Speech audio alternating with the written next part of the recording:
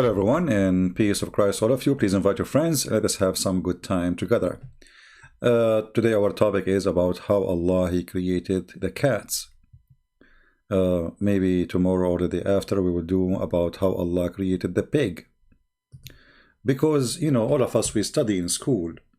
And in school they don't teach us anything. I mean, those stupid people in the school, they don't teach you really how cat came to exist. How pig came to exist. How dog came to exist. In the previous video, which nobody of you watch it, and one of you told me the reason people did not watch because it was a picture of a cartoon. So look like people, they click in a video because of a picture. Hilarious. Human being is really stupid. So it's not important how much important information we show, it is the picture. So if we put a picture, attractive picture, now I see why some people, they make a video of them, like they put a thumb picture of the person, he opened his mouth or doing something crazy or etc. And, you know, like surprise. You know, people are really weird. So you need a picture in order to watch a video. The video I made about how Allah created the dogs have, I think, maybe 6,000 only. So why some videos they have 20,000 in a day and the other video have 6,000? A picture? Truly, people are disgusting. Anyway, our topic is cats. I don't really care how many people view the video, but I feel sorry for a human being, how stupid he is. That he click in a video to watch it, not because of the information he would have there, it's just a picture. So, look at those cats. How Allah created those cats. And why He created them. It's a mystery. But today we are going to unleash the mystery for you. I know many of you wondering how Allah created cats. I'm not going to tell you how He made them go in the basket, because this is a different story. But how and why Allah created the cat. In the previous video, I spoke about how Allah He created the dog, and we found that He created him from the spit of Shaitan, which is true. I mean, come on, Shaitan, he spit, you know. Yeah, he has saliva, and he spit all the time, actually. And then Allah, you know, like he was, okay, what I would do with the spit of Shaitan, let me take it to the kitchen and do something, make something good with it, you know. And then Allah come with the idea, I will create a dog from the spit of Shaitan. True story, science. Now, how Allah created the cats. We will go to the Quran. In the Quran, and funny, I went to the Quran. Ibn Kathir, chapter 11, verse number 40. And look what happened. It's totally clean. The website of Saudi Arabia decided to take it off. Why? Why the king of Saudi Arabia? Why you take it off? What happened? It's there. It's zero. There's zero. You see zero. This is the page number, but there's nothing. It's gone. So, you know, we have to find it. So we look in a different website. And bingo, here we found it. This is Tafsir Ibn Kathir, chapter of Hud, verse number 40. حتى إذا جاء أمرنا وفارت النور قلنا احمل فيها. This is the story about Noah. The story about Noah. So, if we go to the Quran here, let's see the Quran.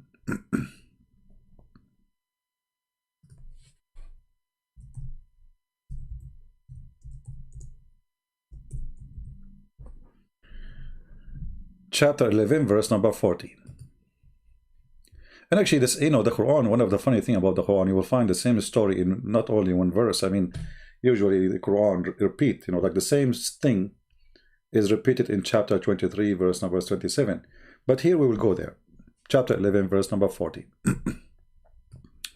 So Allah, supposedly, He told Noah to, you know the story, to build the ship, etc.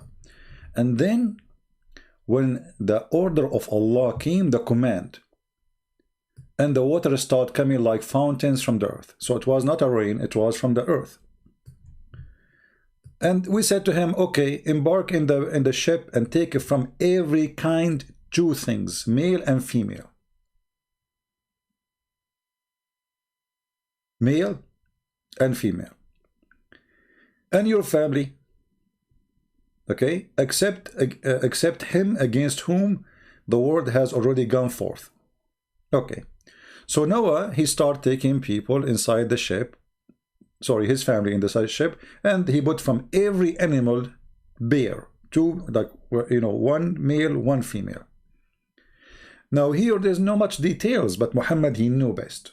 We have to admit. I mean, nobody knows what happened in the time of Noah as Muhammad, because he was there, you know. So what happened? We go to the tafsir.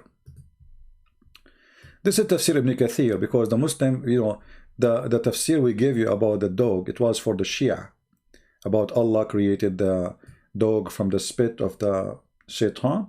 It was Shia tafsir. Today we are showing you from the Sunni, so nobody will be upset. So if you are a Shia laughing at the Sunni, or you are Sunni laughing at the Shia, you cannot laugh, look at you. So this is Ibn Kathir, and he is telling us here a story which is, I find it a very amazing story, astonishing actually. How Allah created the cats. The story start, I don't know, I don't, guys, are you focusing with me? Because the story is going to start now. And I want to be sure that all of you are listening. You know, this is very important. You know, you can teach it to your kids, you know, and then when they go, you know, like they go tell their friends, their friend will be astonished by their knowledge. So just to be sure that we are in the same page, are we ready to listen to the story?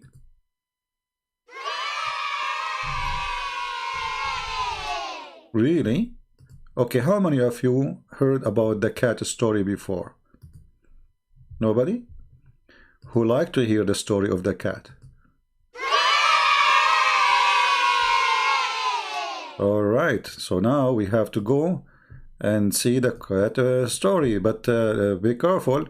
This cat story is only for, you know, certain age. How many of you over the age of 18? If you are, say hey. All right. So now we are ready to go. Let us read the story. Yeah, this way now we understand that you guys are listening and everybody is focusing with us in the topic, which is very important. So how Allah created the cat. Here it says, and then Allah, he ordered Noah, peace upon him, to carry with him in the ship from every kind, male and female, from all kind of creatures, from those who have soul, and some, they say, even some more like plants, even plants, male and female. Okay, and it says that the first he entered, it was the birds, and you know, and other kind of animals like the donkey. And then he's here, and the last one who entered from the animals, it was the donkey. And then Satan, he hold his tail. Look at this idiot, Satan. Donkey when I enter the ship of Noah. And now when he is going to climb the ship of Noah, Satan, he hold his tail. How many of you suffer from the same thing? You want to climb somebody and somebody hold you from your tail.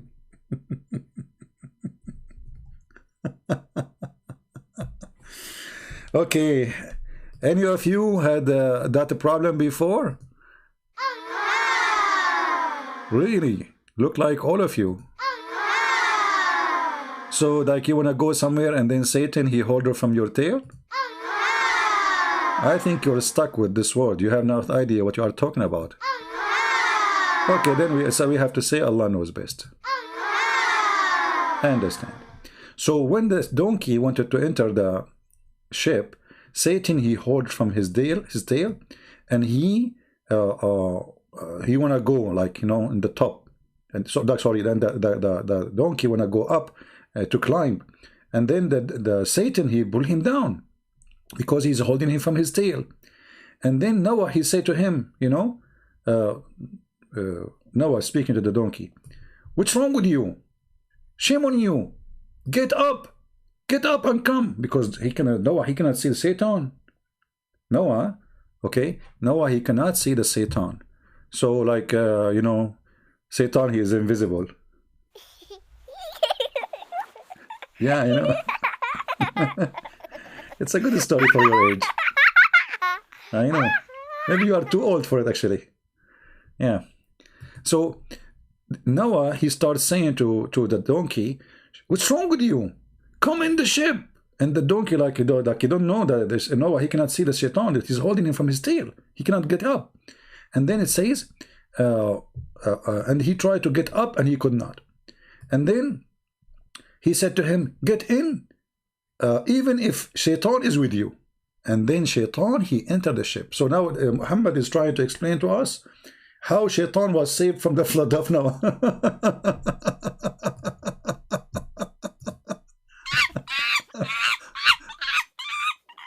This is a monkey. This is not Shaitan. Anyway, so now, like Noah, he said, okay, so donkey want to enter, but he cannot enter because Shaitan is holding him from his tail. And Noah, he cannot wait. I mean, the flood is coming. So Noah, he said to the donkey, listen, get in even if Shaitan is holding your tail. Get in with him. And this is how Satan was saved from the flood of Noah.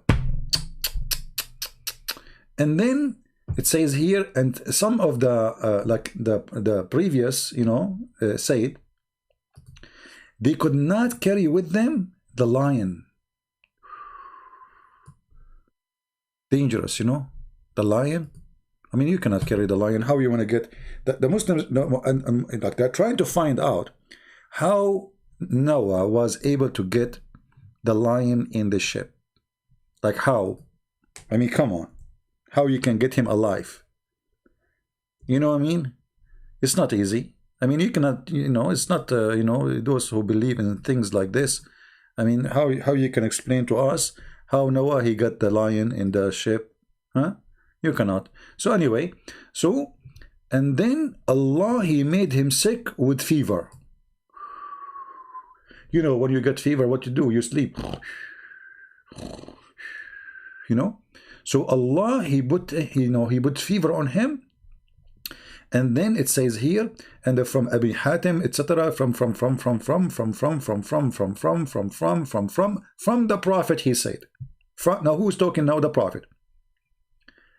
When Noah, he put in the ship from every two kind too, and he said to them, how we can be sure that the animals will be safe and we have with them a lion? That's a good question. I mean, come on, we put them now in the ship. We put the goat and we put the, you know, the chickens, we put the cow, the lamb, and we have a lion with them. So how we can be sure? All right. So Allah, he made the lion have fever. Very, very, you know, humma, actually. Humma is like, it's not a fever. It's a, what the translation in English, I'm not sure. Let me see. You know what? We have to use Google Translation anyway. You know, I mean, we are reading Arabic now. Soon you will find the correct word. So when that lion, he gets sick, and this is the first time this disease come to this earth. First time it happened to the lion. Allah, he made it come to the lion for the sake of lions. So he sleep and he don't eat. So they can carry him to the ship, and still he cannot eat because, you know, when you have this disease, you are asleep, you know, all the time. And then this is the first time this illness came to the earth. And then they told him, what about the mice? What about the mice? We have a mice. The mice get jump in the, we told the mice to jump in the ship, and they call it for wasiqa, which mean the bad ones, the one damaged things. She is going to damage our food and our stuff. So Allah, He inspired the lion, so he sneezed, Achoo! And right away, a cat came from his mouth, and the mice ran away from it.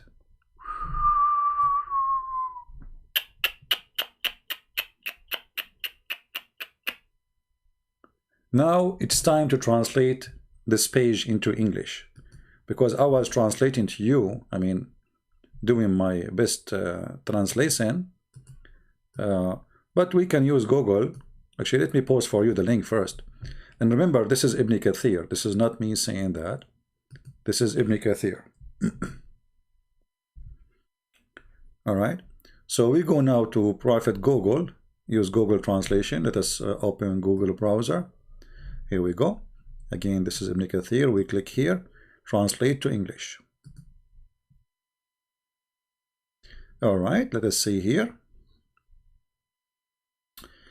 Okay, it says here, let us see. The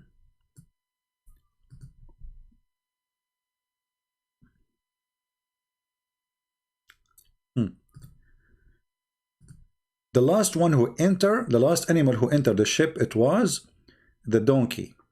And the donkey, he hauled him from his tail. Translation is not really good. So he cannot rise to climb the ship.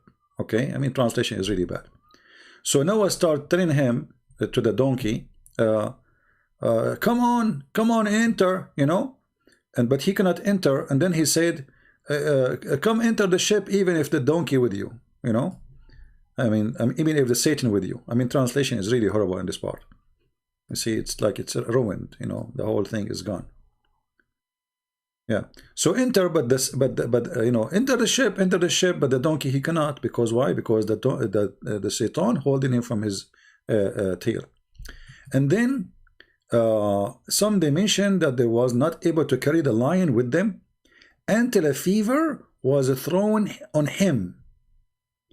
And Ibn Hatim told us from his father, from etc., from the messenger. So Muhammad now said this story. When Noah was ordered to carry in the ship, like the animals, carry from everything, two, male and female, his companion said, how can we have a cattle and we have a lion secured? Again, we are correcting the translation because translation is horrible. So how we can have a lion? We have a lion and we have a chicken next to it. We have a lion and we have a goat. So now what we will do? So Allah, He made the fever hit the the lion, so he sleep all the time. So this is the first time the fever came and landed in the earth. Allah, He sent it just for the sake of Noah, because He wanted the lion to be sick. This is the first time a fever came to the earth. Before that, there was no fever. There was like a headache only. After that, there is a fever. And then they said to him, okay, and they complained. Then they complained about the mouse. There's a mice. They said, what we can do with the mice? It's going to spoil our food and our stuff. Like, mice can even eat your t-shirt, nice t-shirt, it's eat it, or the hat, if you are a person who have a nice clothing, and and the mice, they will eat it, so they will eat our stuff, and they will spoil our food and our stuff. Okay, and then Allah, He inspired the lion, and then he sneezed, and the pussycat came out.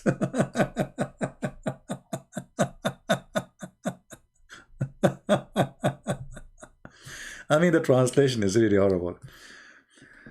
I think the translation is horrible because the Arabic text have the tashkil in it. I think if you have we have it. You see those things in the top. This is just to make the reading more clear, because Arabic is very confusing if you don't have those things. And I think this is why the translation is coming very bad. So anyway, and this is how Allah, He created the cat. He made the lion sneeze, and from the sneeze of the lion opened his mouth, Hachu, and then a cat came out. Anyone don't believe in the story, and he is a Muslim. Be honest. If you are a Muslim, and you are listening, and as you see, this is Ibn Kathir, we give you the link. This is your Muslim website. This is Ibn Kathir. This is chapter 11, verse number 40. All right? Any Muslim is not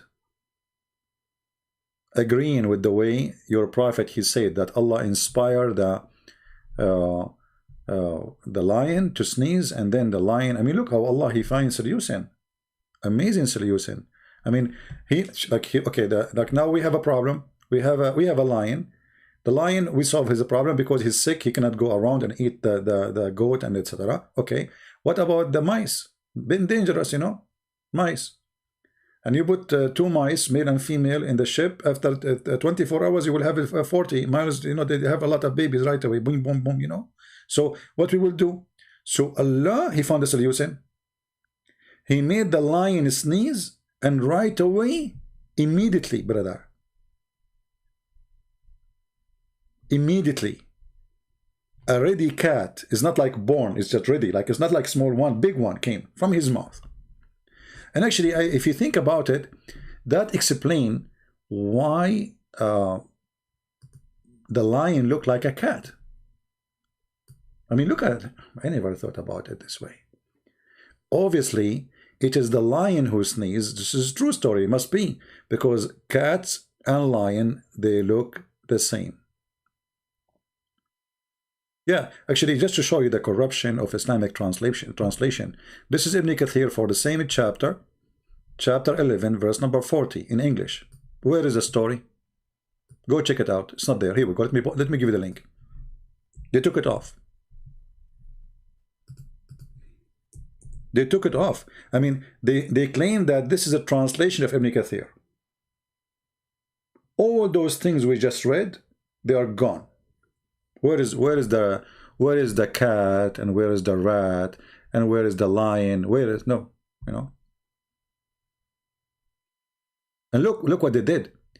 Here he copy and he stop here. Look, it says, and the last animal to enter was the donkey.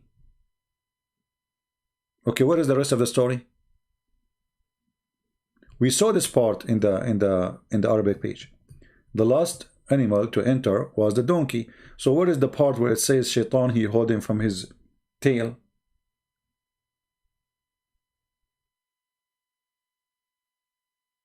You know what I mean?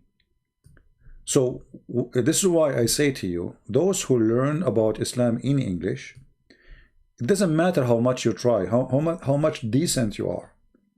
As long as you are not reading from a decent book, you will not have decent information. Let us say, forget about being a Muslim. Let us say you are a Christian, and you want to refute a Muslim.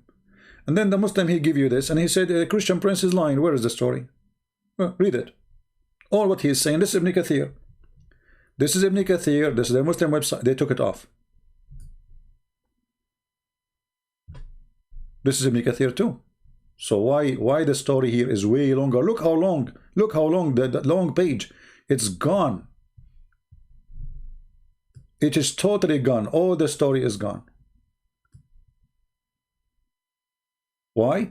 Because they don't want you to see how stupid this religion is. They don't want the Muslim to see.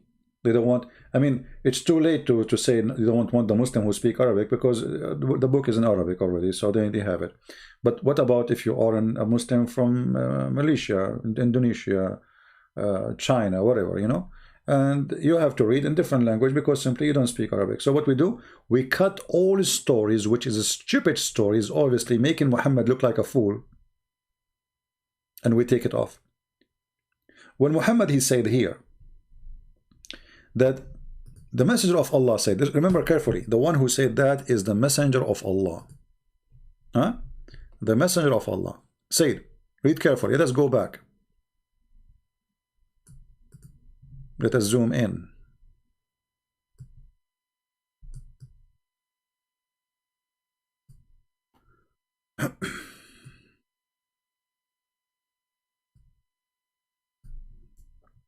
Messenger of Allah, Allah pray on him. This fast translation. When Noah was carried on in the ship, he carried from everything, two, male and female. His companion, they said, how can the cattle with the lion be assured, but be secured, mean? Then Allah, he gave him a favor, and this is the first time the favor was landed in the earth. Before that day, we have no favor. And then they said to him, how about the mice? Is going to eat our food and damage our food, spoil it, and is going to damage our stuff. So Allah, he ordered or inspired the lion to sneeze, and a cat came from his mouth.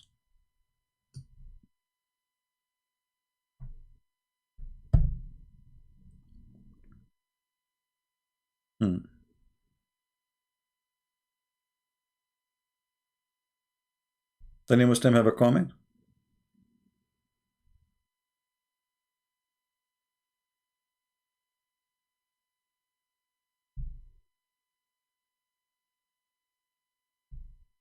And here, you know, it says something very confusing about how long they stayed in the ship.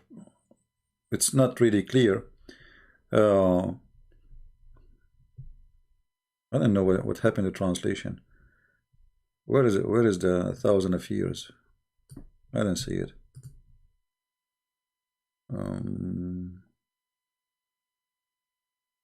Yeah, for some reason Google messed up.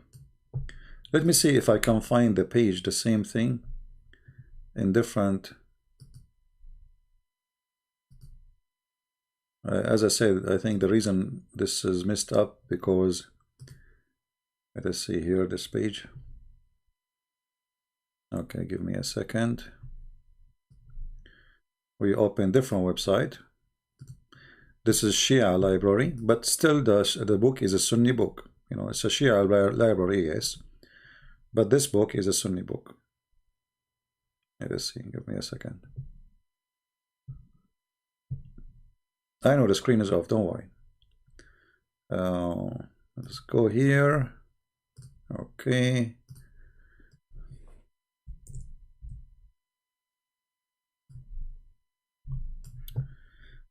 Okay, so now we will translate, we will use the same story, but in different website. See here, it's just a clear text, there is no tashkil.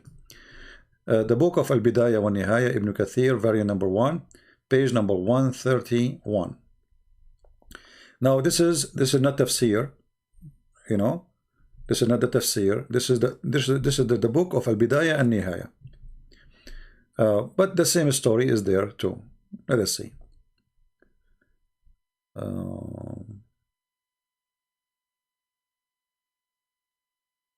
Let us see if we can find it. Okay.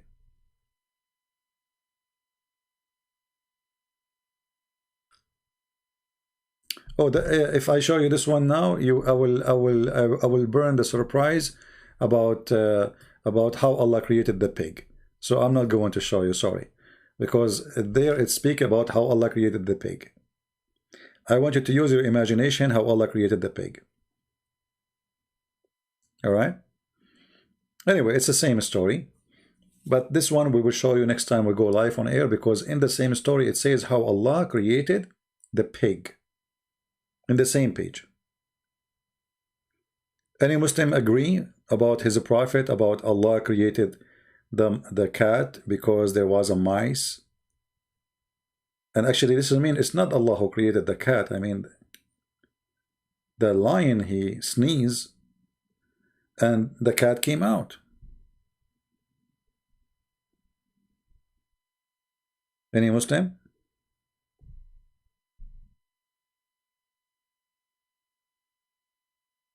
You know, I believe that those who live in the work in the zoo, I mean, they wake up every morning, they will find like 20, 30 cats around, and they don't know where they're coming from. They don't know that it's coming from the sneeze of the lion.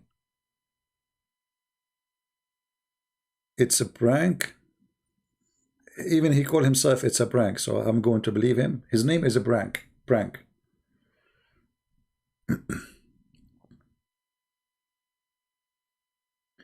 Any Muslim have a comment?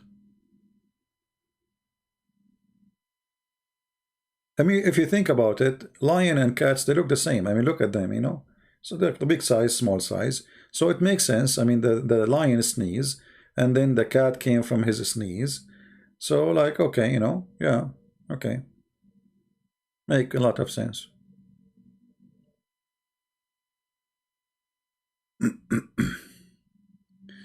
$700 US mosque 1999, 2070 US mosque 1920.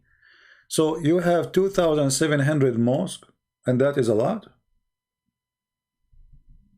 That's horrible. If we calculate how many Muslims and how many mosques, we will find that you don't have mosque. 2,700 mosques. So every mosque will hold how many people? 100 people? 2,700 mosques. This is the total of mosques in USA. I feel sorry for you. And if you are saying I'm failing what? I mean, you can build mosques as many as you want, but still the Muslim population is small, tiny. And look at you, here we go. How many Muslims we have? We have 600 people listening. I assure you at least 100 Muslims here, and none of you can answer anything. So how I'm failing? Every day we have people who they are Muslims, they leave Islam. And actually, your prophet, he agreed with me. And this is maybe the only thing will make him look like a prophet sometime. He says Islam started as a small and will end as a small.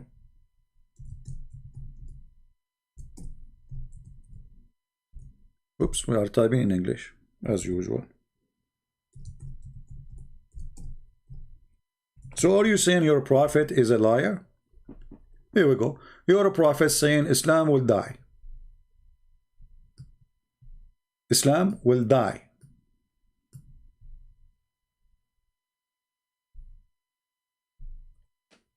Who don't agree with Muhammad?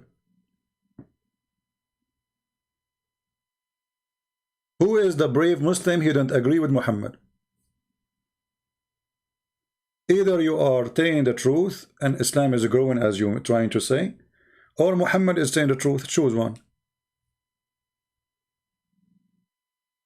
Muhammad is a false prophet.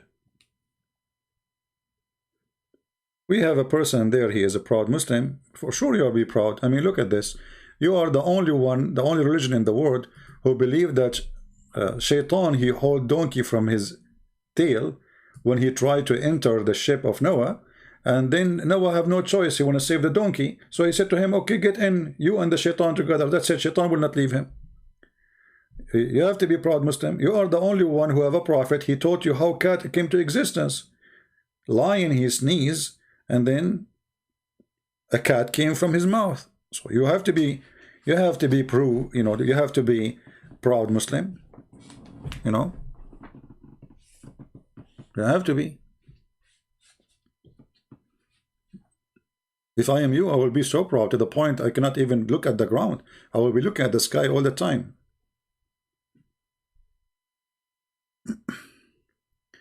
They said log online in Paltalk. Who said that? Somebody, the Muslim wanna call me? Okay.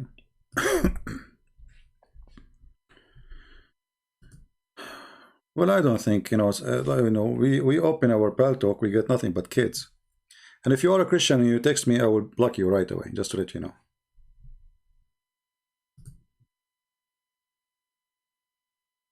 All right.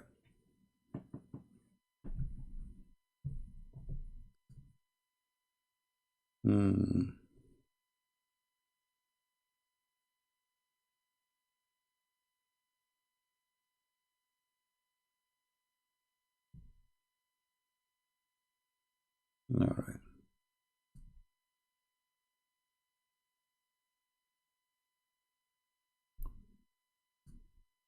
Okay.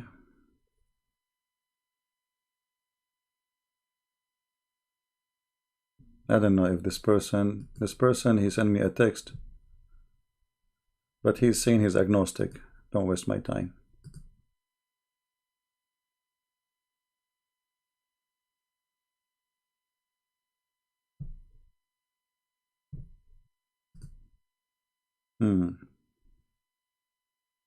Somebody, a girl, she is saying that she have a boyfriend, he's a Muslim. I mean, how you can be Christian and you have a boyfriend and he is a Muslim. That's really weird. Okay.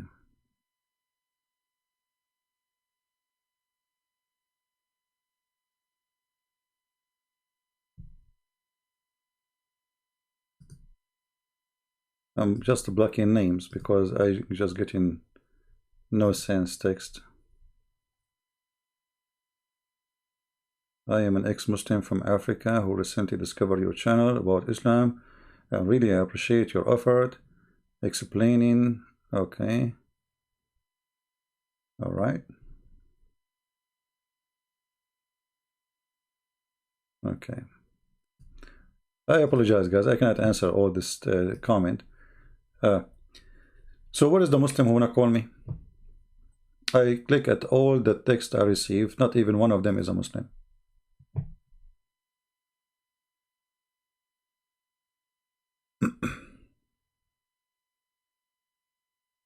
What is the Muslims?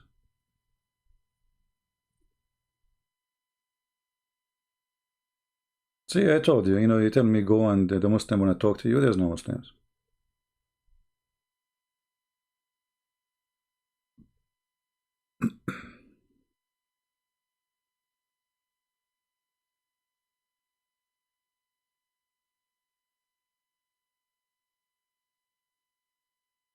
My friend, it doesn't matter really, ex-Muslim rising, not rising, this is not my business. My business is to share the truth, and if you are a stupid, you want to believe in this God, this is your business. Very simple. I mean, who cares? For me, I laugh. People, they can do stupid things. I mean, this is true, but what's my business? For me, I have to share the truth with you, whatever it is. And what you do after that, this is your business. So who believe, who don't believe, I mean, this is silly, it's a stupid religion. If you are a stupid person, okay, good for you. As long as you are happy, what I can say, But obviously, this story doesn't fit even with someone who is 5 years old. You have to have a brain of 5, even 5 years old will not believe it. I mean, how you tell a human being who is an adult that the lion, he sneezed and a cat came from his mouth, and the donkey was, how Shaitan was saved in the flood of Noah by the prophet? Oh, because when the donkey, he tried to come in the ship, the donkey, he hold the tail of the Shaitan, he hold the tail of the donkey, and then the donkey could not get in the ship, and then he want to save the donkey, and he need the donkey because for transportation. It's like a limousine at that time, brother. Okay, so the donkey is holding the Shaitan holding the donkey from his tail, and put yourself in the shoes of Noah. What you can do? Huh? What you can do? You want to save the donkey from the flood, and the Shaitan is holding him from his tail. So what do you do? So Noah, he have no solution except to say, okay, you get in, even if the donkey is a Shaitan holding your tail. The true story. We have to seek a high intellect discussion here. So if I show you this story and Muhammad say this story, and then you say I believe in it, okay, I mean, what I can say, no comment. No comment, that's it, I mean, the Prophet said so. Who can discuss that? Do you dare? That's it. The Prophet said how Shaitan was saved from the flood of Noah because he hold the donkey from his tail, and the donkey want to get in the ship, but he cannot because the Shaitan, he was holding him and put his feet in the floor. Donkey, he pushed to go in the ship, but he holding him from. Now I know why look at this donkey. Look how tall his tail. Look. And I wonder why Shaitan, he hold the donkey from his tail, not the horse. I mean, why you stuck with that? Huh? So If a Muslim want to say to me, I believe in this, okay, you believe in it, what I can say, you know, this is your choice, my friend. In China, they say, he left as a donkey, never come back as a horse. You know what I mean? He left as a donkey, he never come back as a horse. You cannot make a donkey a horse. So, even if you show all the evidence in the world, even if you show them how stupid it is, even if everybody laughing at it, still you cannot make a donkey a horse.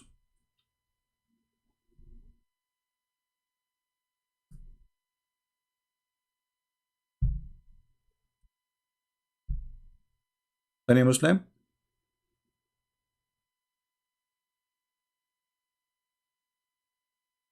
And shaitan, you know, and you know, the story about the lion sneezing and the cat coming from his mouth. You know, let us say I'm a Muslim now, I'm a refuted Christian prince. What I will say, this hadith is da'if.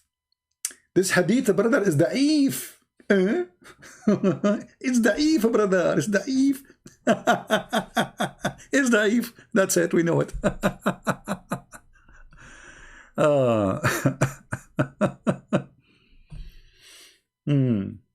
So, you know, like, I mean, all those stories, you know, when you listen to them, it's obvious that the one who made them is trying to find the answers.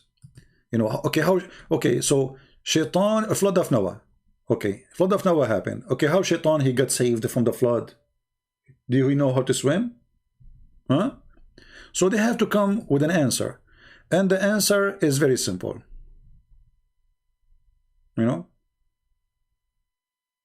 There's a Mohammedan, you know, calling himself CP is finished.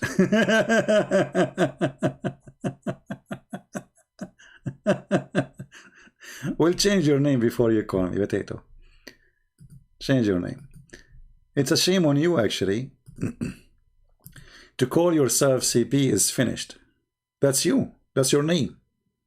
It's not me. I am not CP is finished. It's you. So you call yourself CP is finished before you call me. That means you are finished before you call me. Give yourself a name of a man, you coward.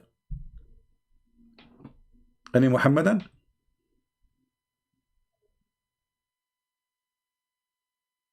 Yeah, because you are naming yourself CP is finished. This is not my name. So now I say to you CP is finished. This is your name. So why you want to talk to you? You are finished already before you talk to me.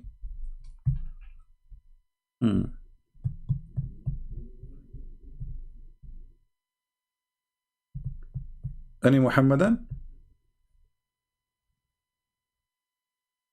And what are you talking about? I'm finished from long time. Do you remember Mimi Hijab? You are finished. The coward. He promised the Muslim to debate me. He ran away like a potato. Coward. They are so intimidated to talk to me. You know, always ask yourself a very simple question. Who is the coward? The one who refused to talk to me, or the one who says, call me?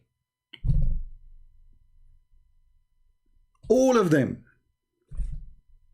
they share one thing. We can debate you face to face. Can we do it shoulder to shoulder? What about donkey to donkey?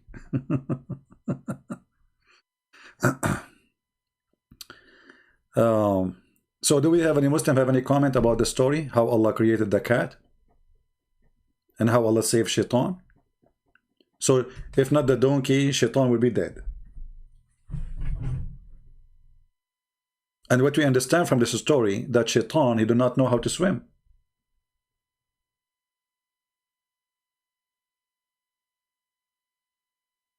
Huh? So what? He hold the tail of the donkey? I mean, Prophet Muhammad, he come with an astonishing story. I mean, this must be true. Think about it. Shaitan, he do not know how to swim, and now the flood is coming. And now donkey, Noah is calling the donkey, hey, Afur, come here, come here. The donkey, and that, what happened? Why you don't? But Noah, he don't see. Shaitan is invisible, brother. So Noah, he cannot see the donkey, is suffering, trying to get in. He don't understand why he cannot get in. And look like Noah, he was able to find out that Shaitan is holding from his tail, because as you see in the hadith, it says, he told him, get in even if Shaitan is with you. He was guessing, like, what is holding him from coming? You know? And the donkey, he cannot express himself. He can only talk to the Prophet Muhammad, as you know. So, you know, the donkey is screaming, you know, like, you know, okay, I want to get in the ship, but, you know, like, don't you see, you idiot, you know, the shaitan is holding, you know, the tail, you know, and he cannot get in. And then Prophet Muhammad continues saying, okay, well, Prophet Noah, he said to him, get in even if shaitan is with you. And this is how shaitan was able to be saved from the flood of Noah. Yeah, makes sense.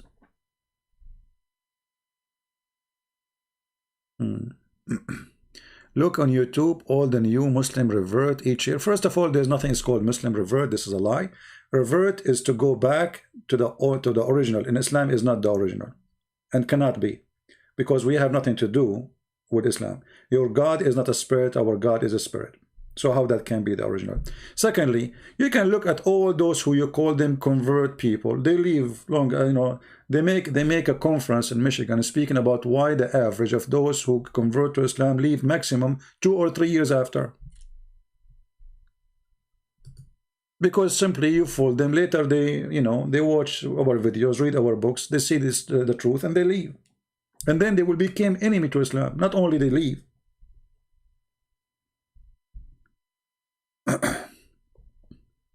You see, if I go right now in YouTube and in Jazeera TV saying 16,000 Muslims leave Islam a day.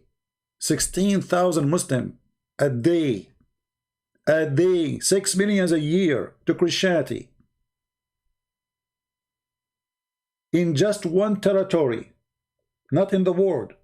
And a Jazeera Sheikh is crying about what the Christians are doing. And then the Muslims, they say, look at those who convert.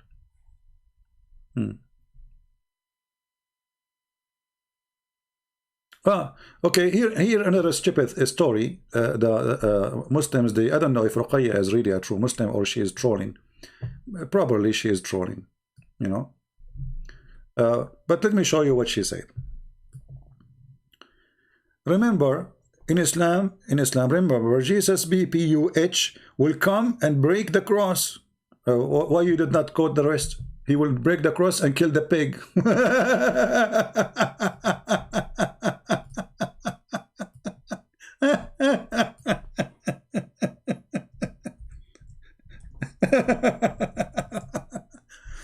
So, and secondly, what is this cross thing? I mean, the cross is just you know, it's a, you know, the electric column is a cross.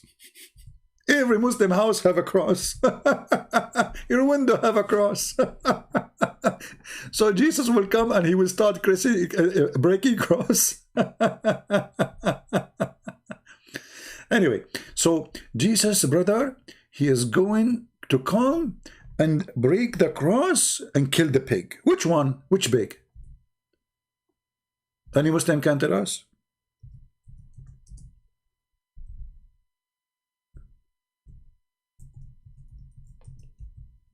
Is Muhammad serious that he is going to kill the pig?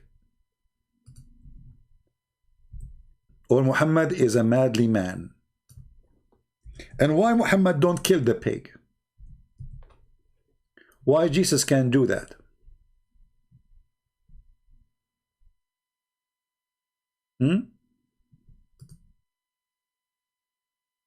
So again, by mentioning this, you just prove to us that your prophet is mentally ill.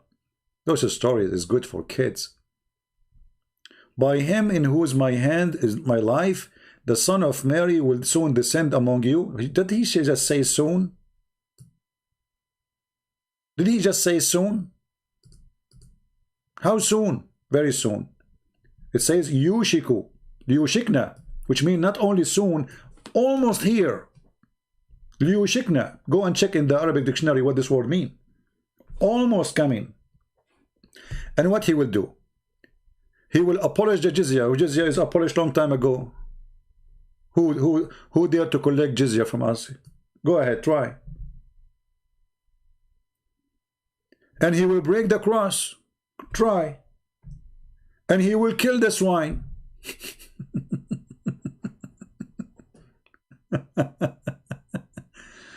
Oh boy. You know, if you think about it, you know, I mean, I don't know if you think about it in different way. Sometimes we have to think about things in different way.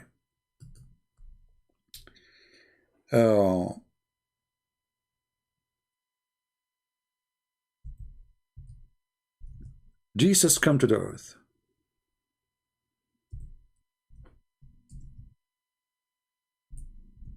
And now he is going to face the pig.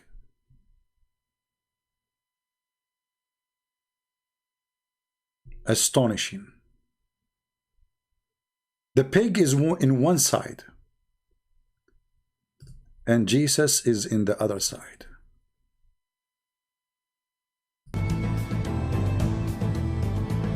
Man, that's really amazing. One side is Jesus.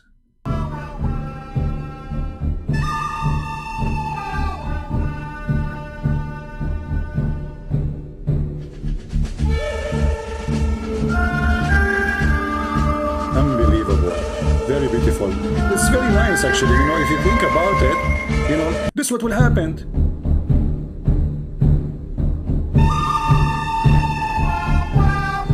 Hey, pig, are you there? You draw first. No, you draw first. Listen, pig, you draw first. Don't worry. I'm ready for you. Okay? You draw first. We will count, but you know the pig is he will try to cheat. You know, like they turn their back to each other and they walk into different direction and they have their guns ready. You know, so like, okay, you turn your back. You know, okay, okay, you are ready. 1, 2, 3.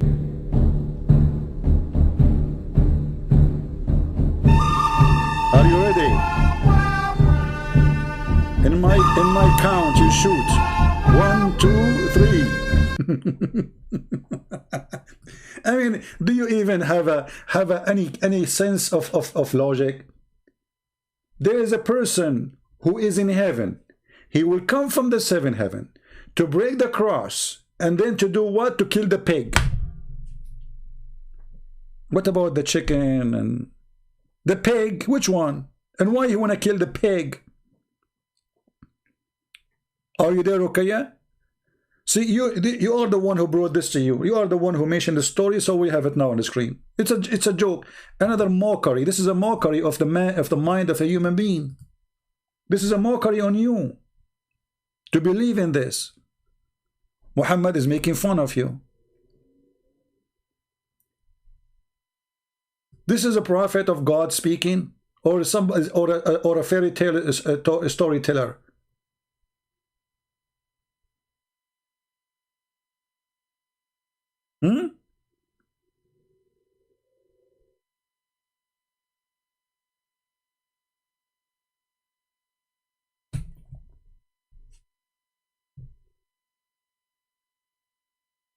Anything else?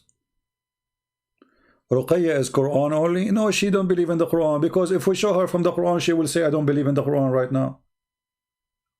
They are liars. They don't believe in the Quran. Okay, do you believe in chapter 18, Ruqayya? You are Quran only, right? Do you believe in chapter 18? Do you? Let us go to chapter 18. Let us see if she believe in the Quran or not.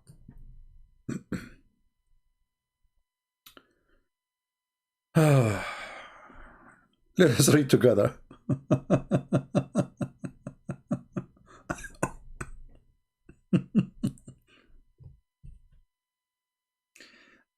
Who is a Muslim believe in the Quran only?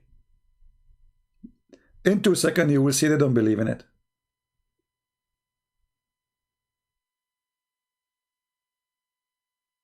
Anyone? Here we go, the Quran in front of you. Who believe in this? I'm going to show you the Quran. Who believe in the Quran? Any Muslim believe in the Quran? Look at this madness. Look, what is this? Look at this wisdom here. I love this one. This one is this is really a lot of wisdom. Brother, Allah is talking. Okay, what Allah is saying? They are asking you about how many there are. The 7 sleepers. I mean, the story is called the 7 sleepers. Allah still, he do not know how many they are. Some they say they were 3 and their dog is number 4. And some they say, and other they say they were 5 and their dog is number 6. And well, did you hold on? He jump. What? The translation. What?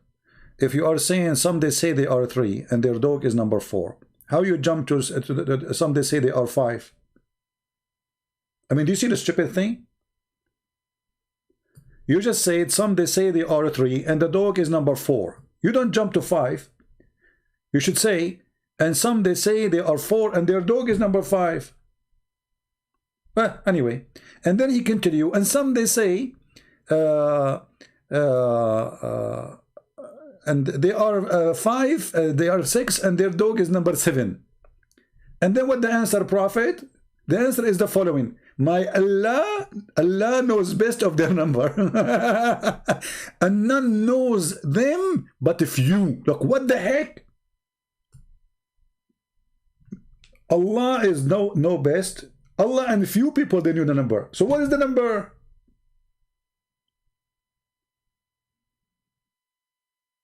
Muslims, are you there? So what is the number? I mean, what I learned from this madness, you're giving me confused now. Okay, so 3 and their dog is number 4. First of all, you didn't say 3 and their dog number 4. The dog does not be count with a human. That's stupid language. Not in Arabic, not in English. So, okay, and 4 and number 5, and 5 and the 6, and 7 and the base. What is the number? So what the point of this? Nothing. What we learn from this? Anybody can tell me what you got from this? This is a guy who do not know the number. He is trying to avoid saying the number. They ask him, okay, Muhammad, how many they are? The 7 sleepers. Muhammad, he thought about how many they are, the 7 sleepers, how many they are, the 7 sleepers. How I can know? I mean, you eat it. They just told to you, they said to you, how many they are, the 7 sleepers. And you do not know their numbers.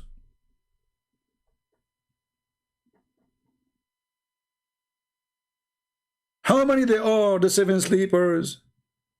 Some they say they are 3 and their dog is number 4. Some they say they are 5 and their dog is number 6. Some they say they are 7 and their dog is number 8. But nobody knows their number save Allah. And if you, and what, to make it more horrible, he said if you. If you, they knew. Who? What?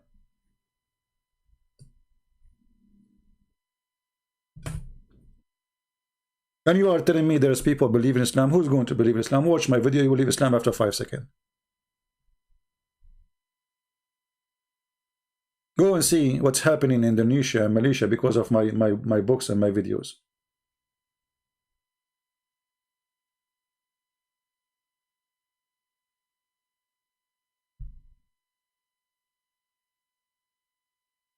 Any Muhammadan? What is this? And then a flying carpet, and then the ant story, and what? All of this is in the, yes, chapter 18 is the chapter of magic, where everything can happen, and none of it make any sense, even for kids.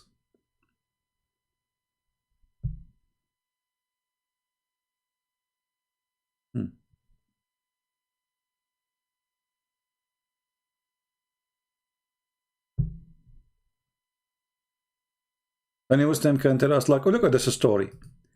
Allah, he said to the angel, bow to Adam. Okay, what the story here have to do with the rest? Read the verses before it, read the verses after it. There's no connection. You see, when you read a book, the book leads you into, like, you know, things happen next. Here what we have. Here we are talking about criminals. Okay? Allah is counting on them. Okay, and then he speak about the angels. Are they criminals? And why Allah ordering the angels to bow down to Adam?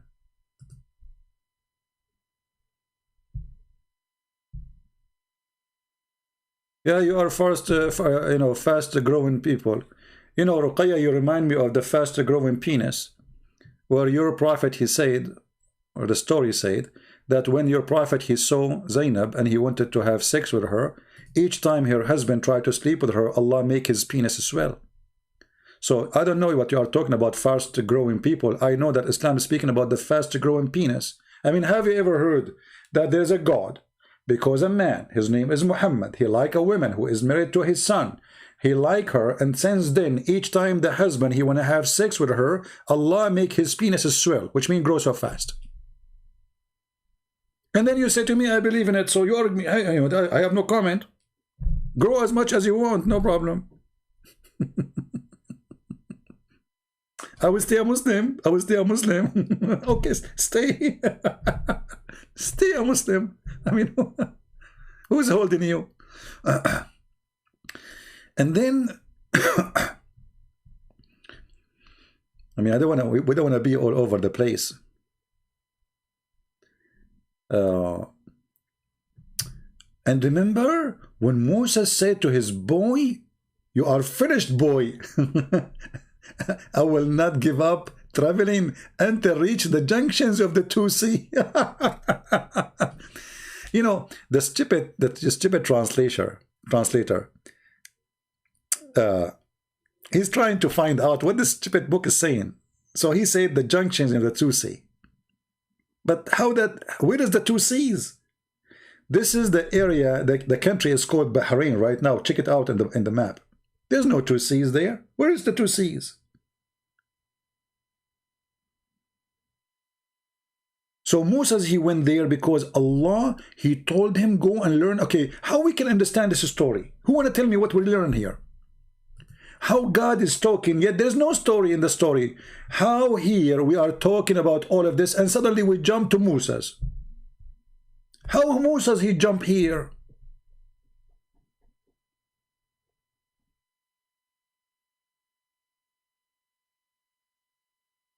And then if we go and read this story, we will die laughing. Let us go and read the story.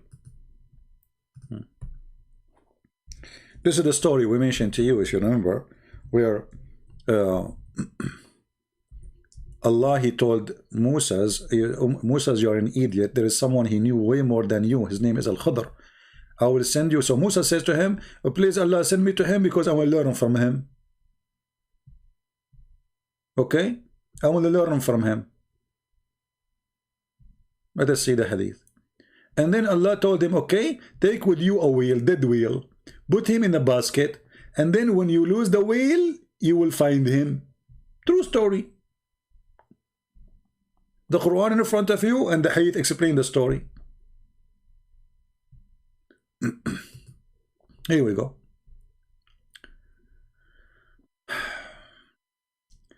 Claim that Moses of Bani Israel was not Moses. This is different Moses.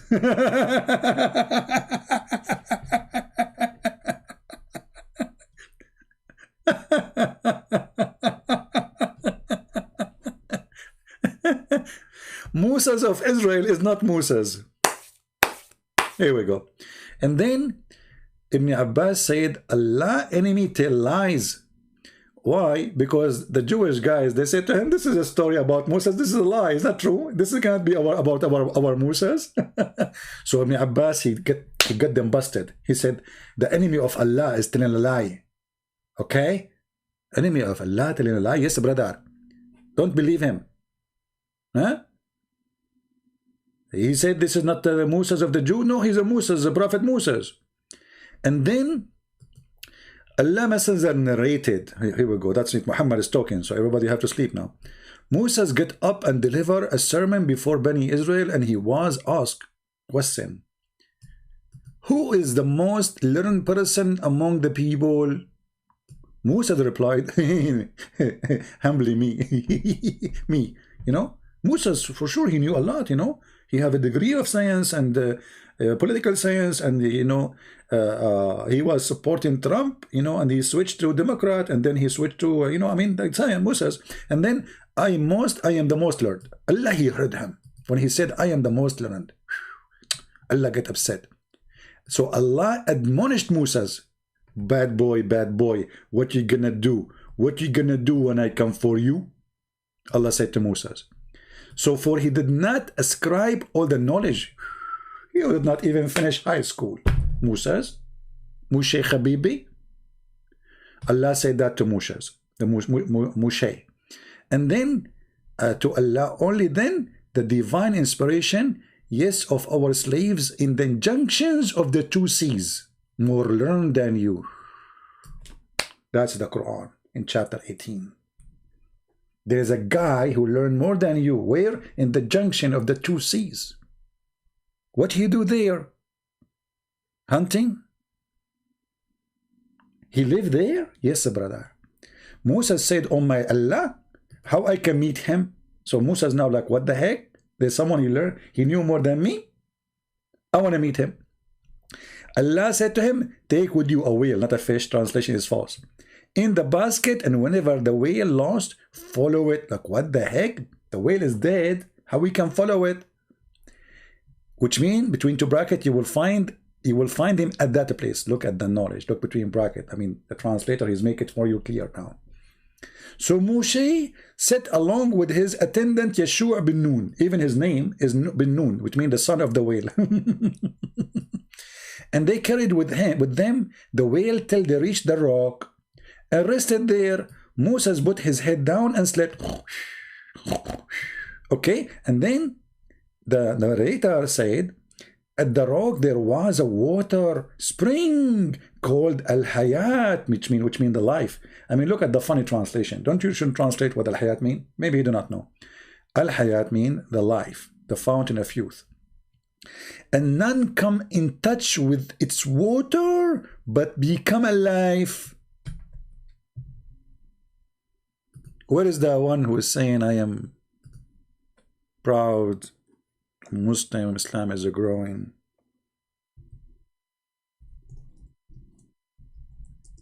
Fountain of youth. Even that one, Muhammad did not leave it alone. The fountain of youth.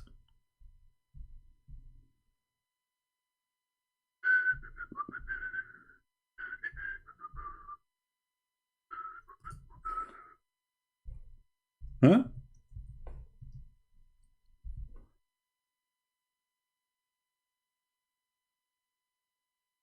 That remind me of a story.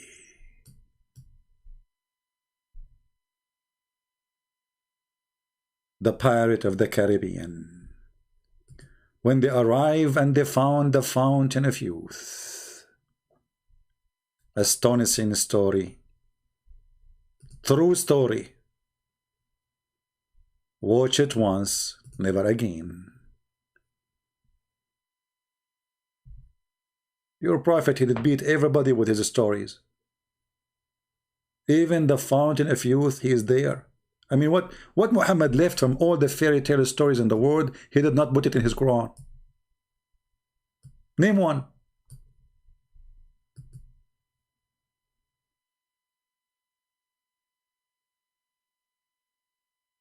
Just name one. Flying carpet, fountain of youth, flying horse,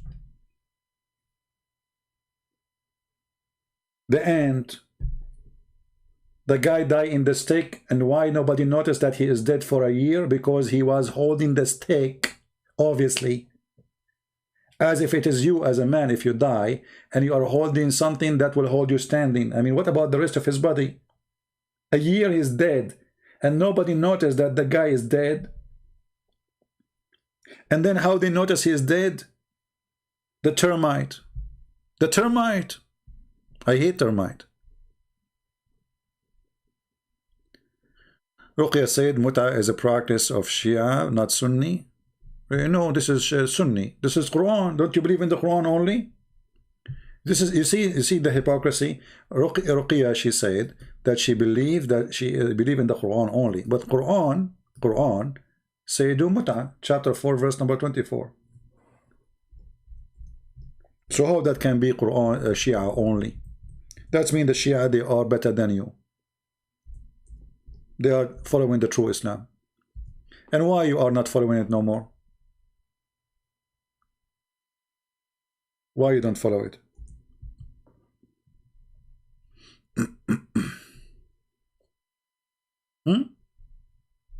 Why you don't want to follow it?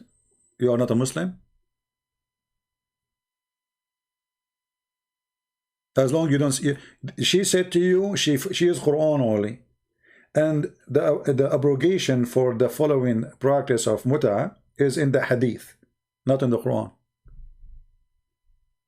So in chapter 4, verse number 4, it says it clearly, pay them for you enjoy them. This is the verse of muta.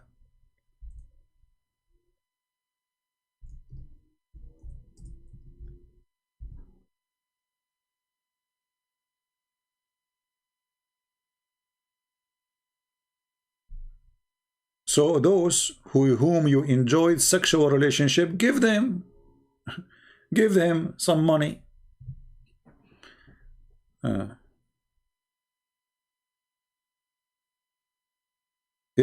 you see, Ruqya, you said you are Quran only, and in the Quran there's no single verse says it's haram. And what kind of religion? Your God, Allah, He allow it. Here we go. So if it is haram, why Allah He allow it? And where Allah He forbid it? Show me. I do not need to search Google.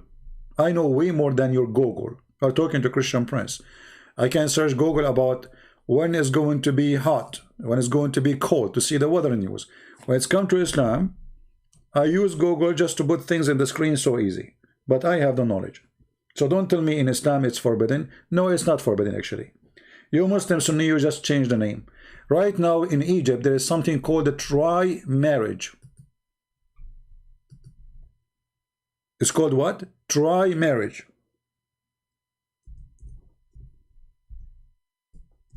Very popular in Egypt.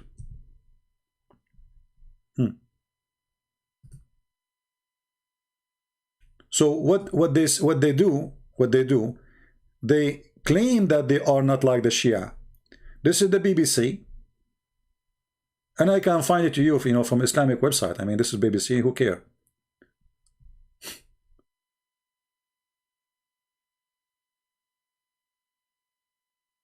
Try marriage? Yes, you try her. You sleep with her for a couple of times to see if she is good for you. If not, divorce.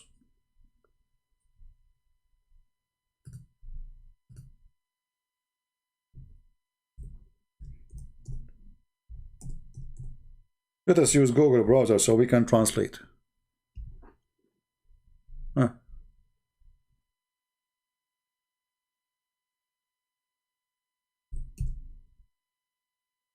Here we go. We search Prophet Google. It's in the TV, it's in the stations, it's in Al-Azhar University. It's all over. An Saudi author, the trial marriage is according to Sharia law, nothing wrong with it. Sharia law. It is legal. This is Al Jazeera TV. Let us translate to English the search, you know. The marriage of experience, the Google translation, you know, the marriage of experience. Evidence, experience marriage in Egypt, a hiding crime or a way to prevent a divorce. Perverted culture. Marriage experience? Try, marriage try. You see the translation is not correct. It says zawaju tajruba. It's like, you know, you drive a car to see if it's good for you, you keep it. You don't like it, you don't keep it.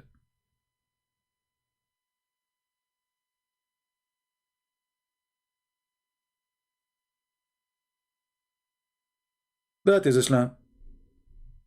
Trial marriage. So a Muslim man, he go to a Muslim woman, she says, should we try each other for like a week? Huh? Let us go and write a contract, boom boom contract, and we go to the hotel. If we like each other, we stay for more period. This is muta? So the Sunni, they just change the names.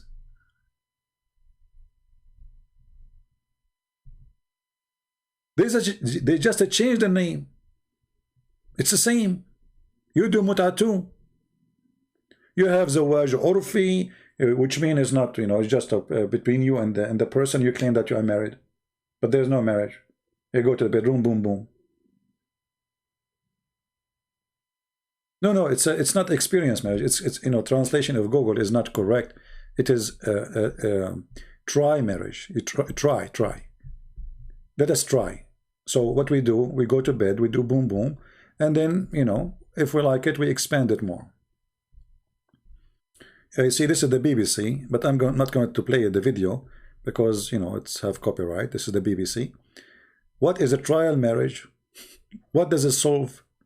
The divorce crisis in Egypt. Everybody is divorcing in Egypt.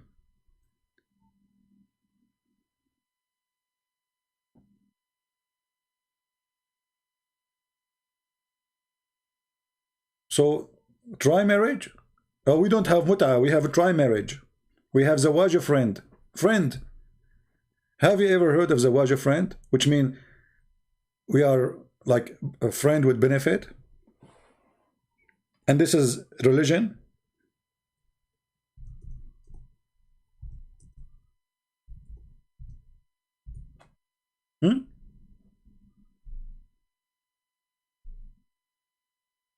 Zawaj friend. Translate to English. Friend marriage.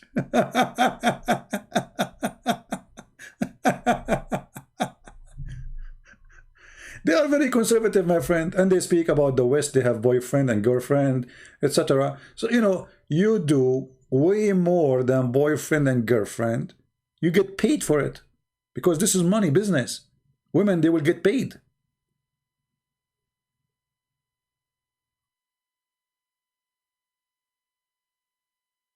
And a Muslim man, he is married. He don't have to tell his other wife that he is married. So he can go and he claim that this is marriage. They call it marriage. That's it. It's legal. Try marriage. So he have a wife. She have like maybe 10 kids from her. And now she became older and he don't like her no more. So he go and find like a new victim, for a sexual victim. He hire her for the job. He sign a contract. They go to the hotel. Boom, boom. Yeah.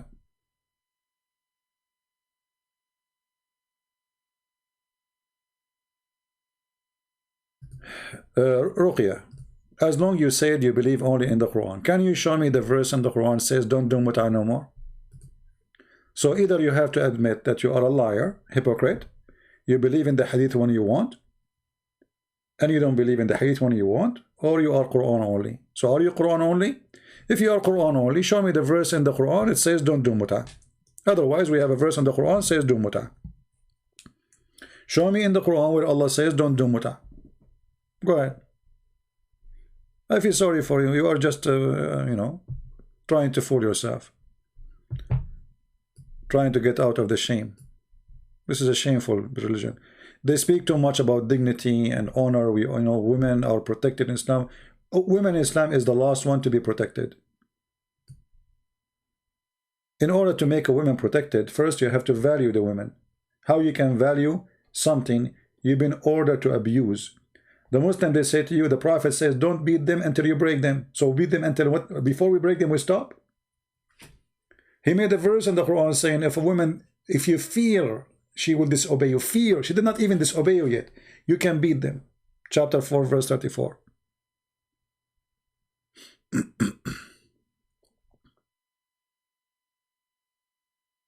Right? So we have the Quran.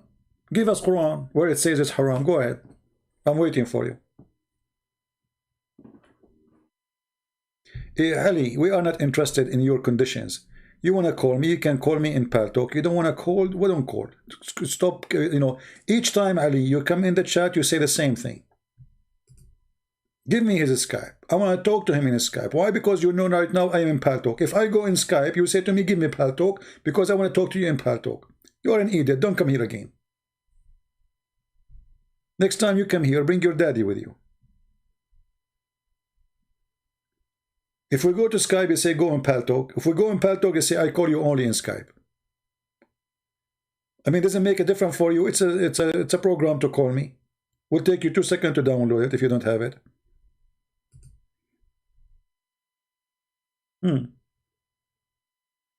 So this is Islam and this is the stupidity you see.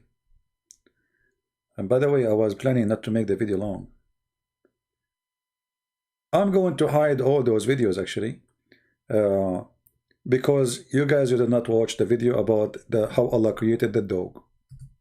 And one of you said to me, the reason they did not watch it, because I don't have a nice, attractive picture. That is an insult to a human being. That's, you watch a video because of a picture. And this is true. People do that. And the reason I can you know, it's very easy to understand that this is true. If you go and see a video I made, post it in different channel. It's my video. And then that video in different channel, he have 30,000 view after maybe a day. And then the video in my page have 6,000. Why? Because you have a picture.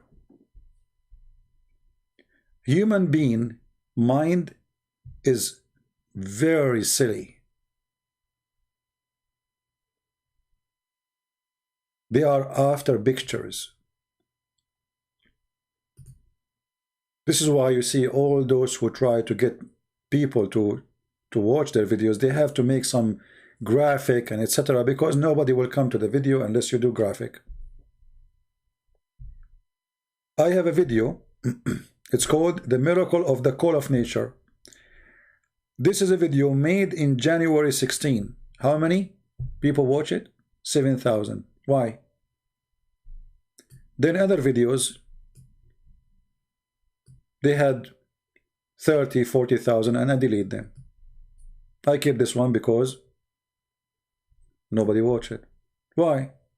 What the problem? It's funny, it's hilarious, it's Zakir Naik speaking there. If I change the picture, put Zakir Naik there, they will watch it.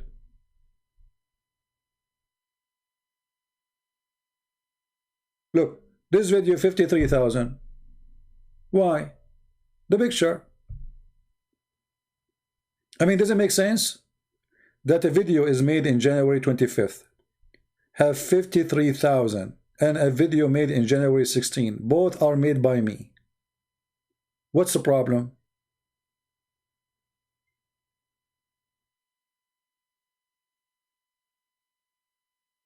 But I have to say, you know, for me, I do my duty, and the rest is not in my hand, you know. But obviously, human being mind is very silly. You know, I wish that all people, they get, you know, they think smart. I mean, obviously, they put a picture for you just to fool you, to click. But is it worth it to go there? Someone, he put a picture of his girlfriend, she is taking a shower and showing her back, and you will see 1 million hit. A decent person who is making a video without showing his girlfriend or his wife, showing her nakedness, nobody click.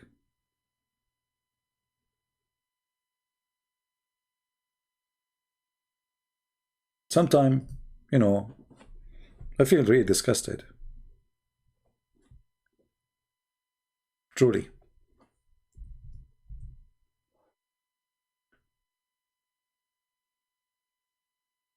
But still, I would do my duty, no matter what, even if there's only one person watch, or 100,000, or 1 million. But sometimes you ask yourself, do human beings have a brain bigger than a cat? How you bring a cat? You put some food in your hand. Are we a bunch of cats?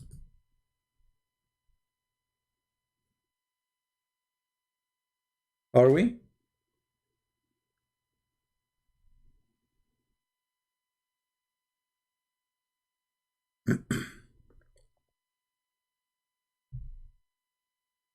Anyway, we are very successful, but I am not going to change because the one who sent me the message saying you need to change the picture, you know, okay, I will not do that. I don't care really. I do my duty. Who watch, who don't watch. You want to put a picture, you put it yourself. But it's very disgusting how this a human being, this creature is. You know, he clicked because of a picture, not because how important the topic and who is talking. right? Anyway, do we have any question before we go for today?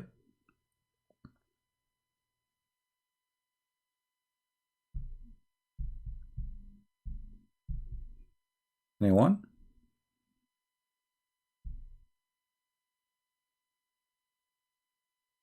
Thank you, guys. Yeah. Know what I mean? Like, you know, like sometimes even somebody will say to you, Christian Prince, calm down, my friend. We have passionate for what we do. This is why we are doing it. Otherwise, I will not be here. I mean, this is a topic I hate to talk about. Honestly, each time I come to the computer to go live, I mean, disgusting again. I'm going to do this again and again and again. This is the most ugly, disgusting job ever to do, is to come to the garbage and touch it every day by your hands. But I have to do it because your children can be misled, they can be deceived, they can lie. You know, they are making billions, they spend billions of dollars, not millions, to promote Islam. Twitter taking their side, YouTube taking their side. Twitter just banned a party in Spain. Their account suspended. Why? Because they said that in their country we have a problem of Islam. Most of the crimes happening of immigrants coming who they are Muslims. They are just expressing the truth. Regardless what we think, if this is the truth, it's truth. They said 92% of police problems, it is the one who is doing it is immigrant coming from Morocco. You cannot say that. I mean, they are saying the truth. It's not a lie. We are in a time you cannot even express the truth. The second you say it, they will say, oh, he's speaking against Morocco. He's not speaking against Morocco, and he is saying what happened. They suspend his account, or the account of this party. So they are like a mafia. I'm not talking about Twitter and YouTube and Google. Anytime, this is why we have many accounts in YouTube. They can suspend us anytime for no reason, just because you say the truth. You can stay as long you post a video of Mujahideen, you post a video about attacking the one who leave Islam. I mean, the guy, he made a video about apostate prophet to be killed, and they keep his video there. They did not even move it. The Christian, they cannot collect donation, they cannot receive anything. That's it. The second you say the truth, they fight you.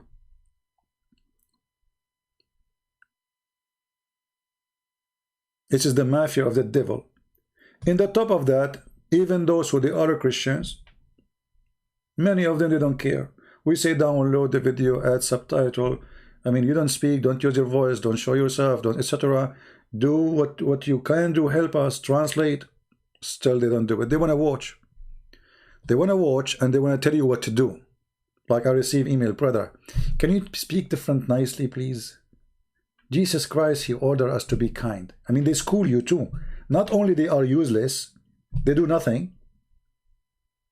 They want to school you about how to do things.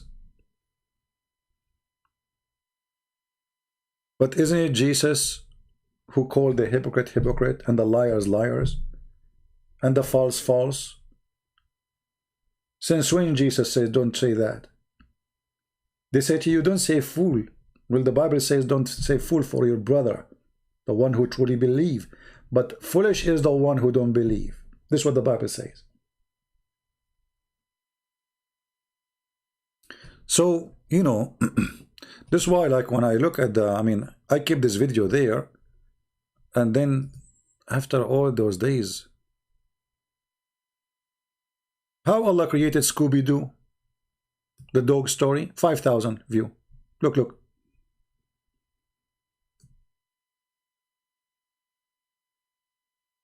5,000,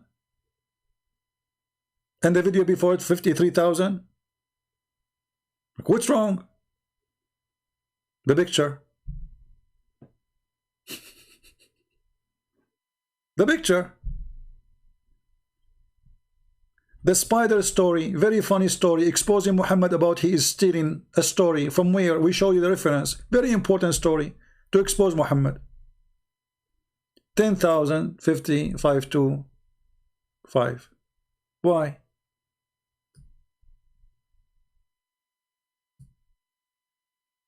Cats.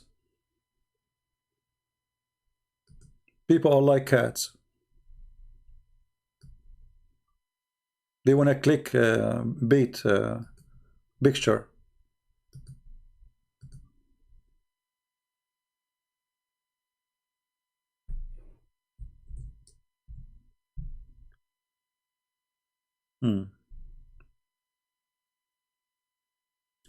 And many times we said to those who they are, like there's people who they are downloading our videos, okay, support them, subscribe to their channel. They don't do that. A person who make a video, downloading my video, I don't keep my video on my channel. Why you don't subscribe to his channel? They don't. You need to invite them. You need to kiss their hands. Please click here, subscribe here, you know. Muslims don't do that. Muslims, even they have the most false cult religion, but right away, when they see somebody, they fin Islam, they subscribe, they support the person. Doesn't matter how stupid he is.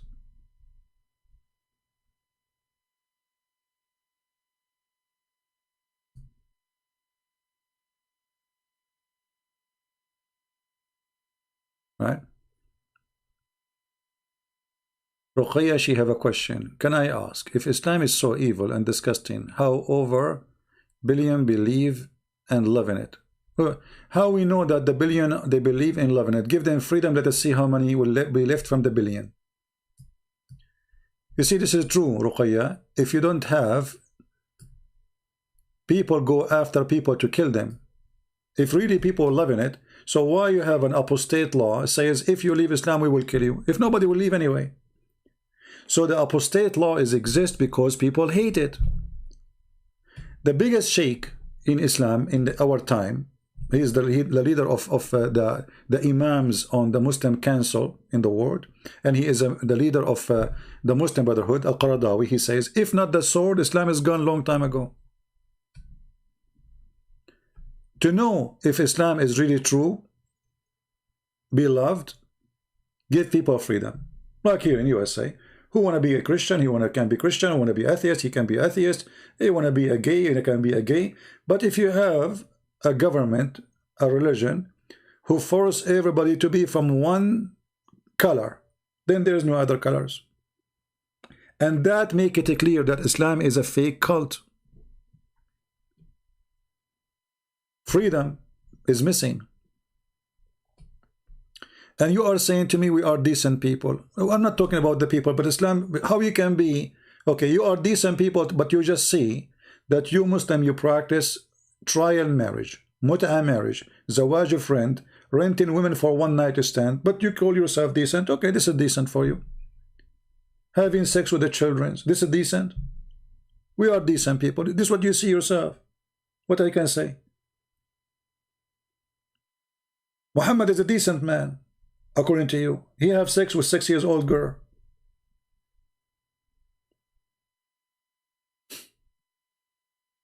What decent mean? In Saudi Arabia, women, she cannot walk alone in the street. Go and see in Egypt, if a woman she walk wearing some jeans or something, what will happen to her? What will happen to her if she go in the bus? We are decent people. And my problem is not with the people. You want to be decent or not, who cares? I'm talking about Islam. Let us say you are the most decent lady in the world. But Islam is not decent. If you follow Islam, you cannot be decent. Isn't it Islam teach you to lie to your husband? Isn't it Islam teaching the husband to lie to you? How you can be decent? You follow such a belief. You are a decent liar then. When you believe that it's okay to lie.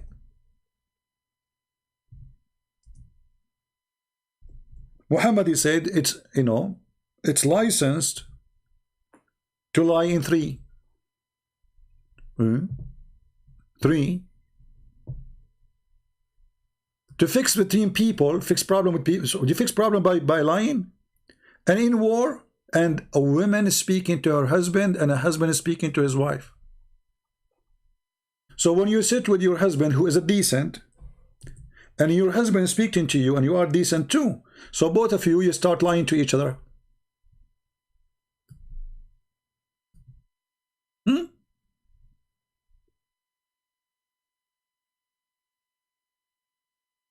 Let us see the hadith. Here we go. This is decency.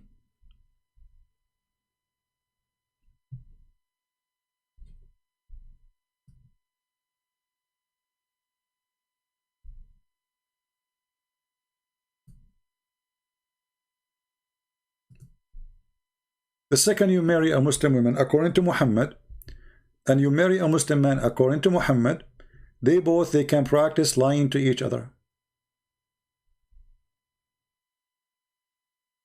This is decency.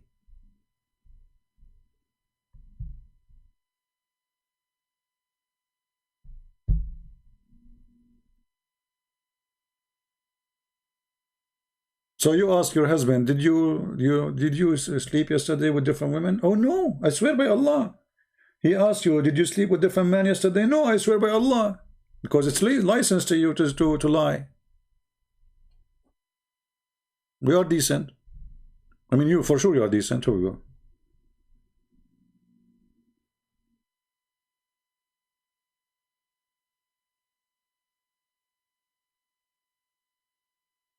Actually, always, you know, those who claim to be decent, I'm not talking about all Muslims. I mean, there is for sure there's decent people between you know, a lot of decent people. Why not? But Islam is not a decent religion. And the second you follow Islam by the letter, you are not decent no more. If you follow Islam, and you will find right away that the decent Muslim is the one who don't follow Islam no more. He's a Muslim by name. And all of them, they are Muslim by name. All the Muslims are Muslim by names. There's no Muslims.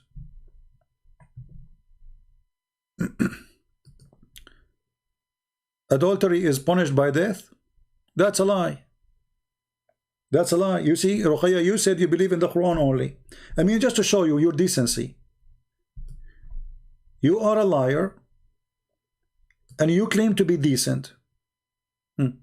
Adultery is punished by death. Okay, show me the Quran. You said you believe in the Quran only. You see how they lie? She said she believed in the Quran only. Okay, I challenge you to show me in the Quran where it says that adultery is punished by death. What you will say to me, I go to the hadith, but you said you are Quran only. So you are Quran only when you want, and you lose your decency when you want. Your decency is very flexible. Very flexible decency. Secondly, Muhammad, he make adultery legal when he practiced mut'ah, when he allowed the man to marry a woman for a day or night or two. This is mut'ah. This is prostitution. And actually in Islam, prostitution is halal. Here we go. The Quran says though, as long you are forcing your slaves, as long your slaves agree to do it, if you force them, Allah will forgive them anyway. Read the Quran. It says prostitution is legal. People complain that the Muslims, the Sahaba, the companions for Prophet, they are opening bars. They became pimp. Every house became a pimp house. So Muhammad, he made a verse about it. He says, and force not your slaves, not maid, what maid? Into prostitution. And if you do that, Allah is all merciful. What is it? It's forbidden. It's not forbidden. The punishment of the zina in the Quran is 100 lashes. Okay. So Ruqayya, where is the death? Ruqayya, are you asking me to block you? Just a few minutes ago, you said the punishment is death. In the Quran is 100 lashes. And how you can prove adultery in Islam? You have to have 4 witnesses. And not only that, they have to see the private part of the man going in and out. How you can do that? It's impossible. So you go in the bedroom, you find your husband having sex with somebody. You have to go now, call your friends. Hey, Ahmad, assalamu alaikum, brother. Do you have time, brother? Brother, take a taxi and come over. Bring with you, please. Okay, I will call Khalid. So you have to bring 4 witnesses by the time, and if they come again inside the room and she put her panty and they don't see him in and out, I don't want to go in details, there's no adultery. Even if they go inside the room and she is in the top of him or he is in the top of her and they could not see his private part going in and out, there's no adultery. That's Islam. And I change to say I'm lying.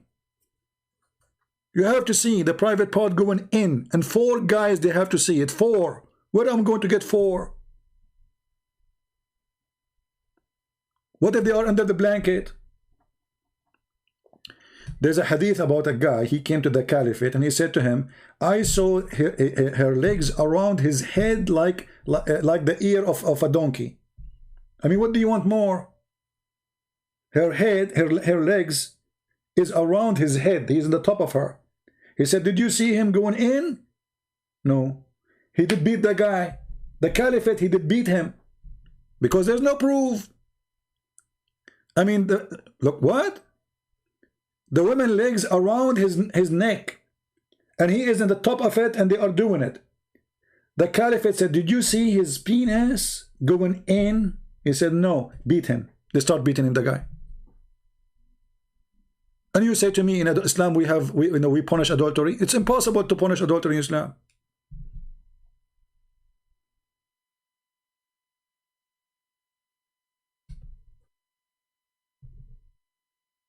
Four witnesses, and they have to see the private part in and out. Isn't this is a mission impossible?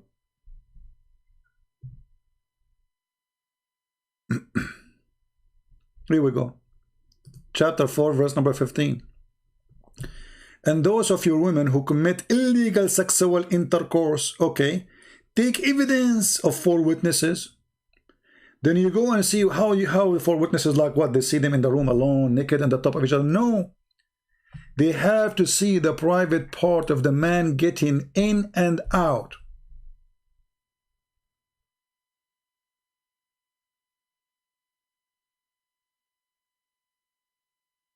Ruqayya, are you trolling me? If Islam is okay, CP, last question. You know, Ruqayya, I think she is cleaning her teeth. And those questions are coming from between her teeth. I think she ate something hard, meat not cooked very well. So one last question: if Islam is so evil, why the angel Jibreel chose Muhammad? What Jibreel? What stupid? Are you stupid or what? What Jibreel? Did you see Jibreel coming to Muhammad? Why Jibreel? Even his name is wrong. There's nothing is called Jibreel. Muhammad, he could not even quote the name of Gabriel correctly. He called him Jibreel. And do you know how Muhammad, he found out that this is Jibreel? Do you know? The legs of his wife and her boobs. He told his wife, Khadija, this is the beginning of his life as a prophet, I am seeing someone, he come in the corner of the room. Okay. But I'm not sure if he is he's an angel or shaitan. What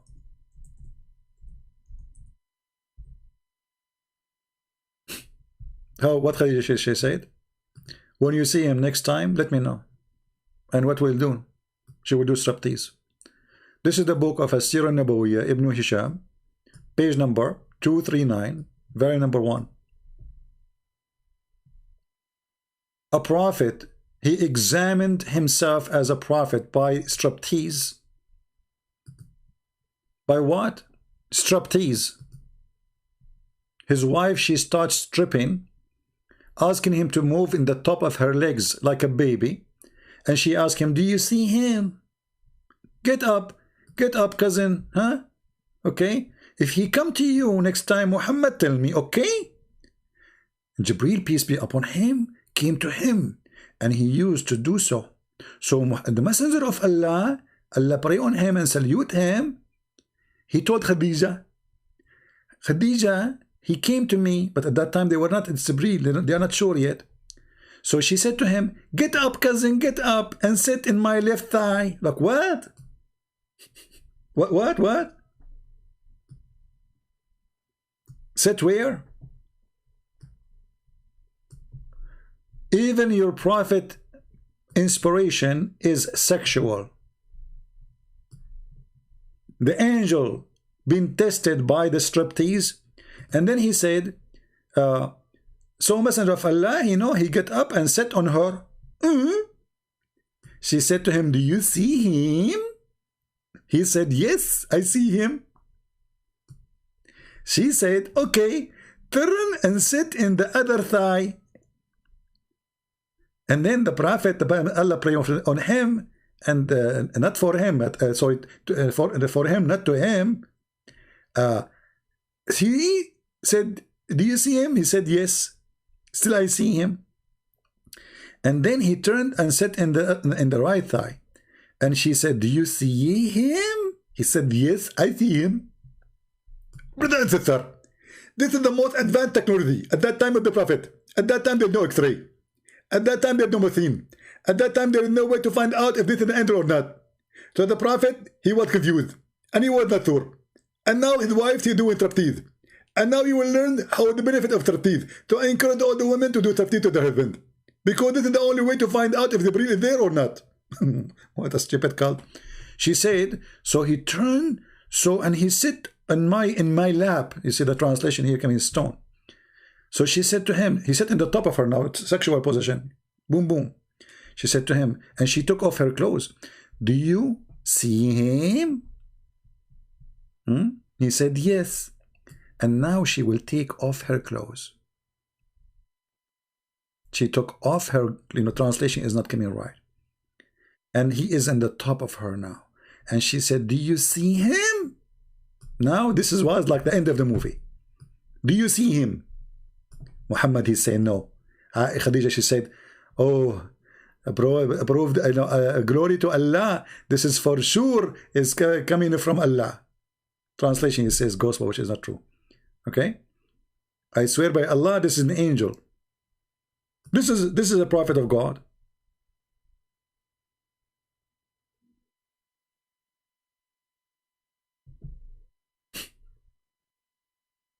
He himself, he do not know if he is seeing an angel, and his wife, she do striptease. And this is how he was able to find out what's happening.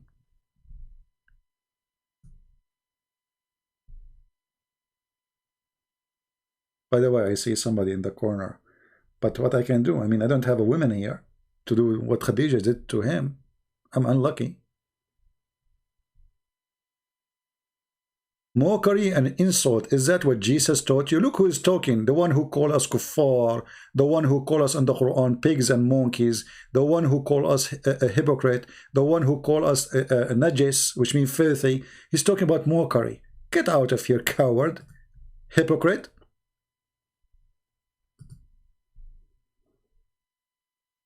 Your prophet not only called us names, filthy names, he ordered to kill us and to rape our women, and you're talking about mockery. But you look at this, the second you start reading for them a story, in their books they say it's a mockery. I agree. Islam is a mockery on you, not on us. This is why you see it as a mockery. I'm just sharing the truth with you, what is written in your books, what your prophet said to you. The second we start reading for them what is in their book, they say it's a mockery. Because yes, it's a mockery. Islam is a mockery. Anyone believe in Islam is believing in stupidity. So it's a mockery. So he get offended. Why you are doing that? Is that what Jesus says to you? So Jesus did not say to us to read for you what your prophet said? And now you get offended? A prophet, he do not know if it's an angel or not, and his wife doing striptease, and this is how he found out this is Jibreel. And this, until this moment, Jibreel did not say, I am Jibreel. When Jibreel, he came to Muhammad, did he say to him, I am Jibreel? No. He squeezed him 3 times. Okay, why you, shouldn't you say, who are you first? What do you want from me? So look at those people. The second you start reading for them, they say it's a mockery. Don't read our books. It's a mockery. Our books is embarrassing. Mockery. Flying carpet is a mockery. But how come you teach it to your kids? How come when you read it, it's not a mockery? When we read it, it is a mockery. The cat get offended because we told the cat that she say meow. You cannot say to the cat you say meow. You should say to her you say how.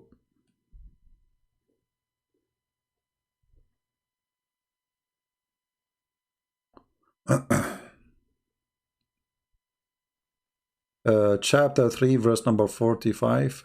Out of topic, please take a minute. I'm not sure what do you mean, but we will go to chapter 3 verse number 45. I'm not sure what you said about the last what? Last word? What word? I'm not sure.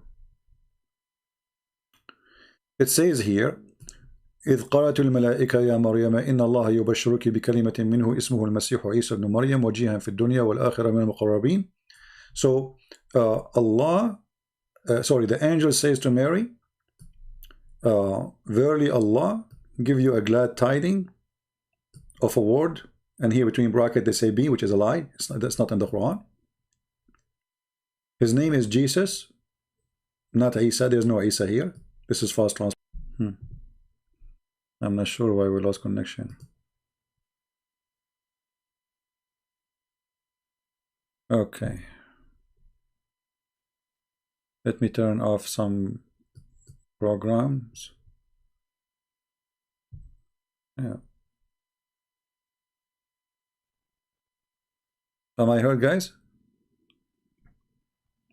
Yeah, anyway. So you cannot say to the Muslims what is written in their books. Otherwise, this is a mockery. But they mock us. They say Jesus is just a man, and Christians, they are corrupt people, and the Quran say we are animals, we are the most indecent people, lying about us. You know, the priest sleep with the wife before the man he take her in the wedding. This is what the Christian do in the church, brother. We never lie about you. When we say muta, we show you where it says muta. When we say zawaj a friend, marriage a friend, we show you. This is your religion. I'm not talking about you. I'm talking about your religion.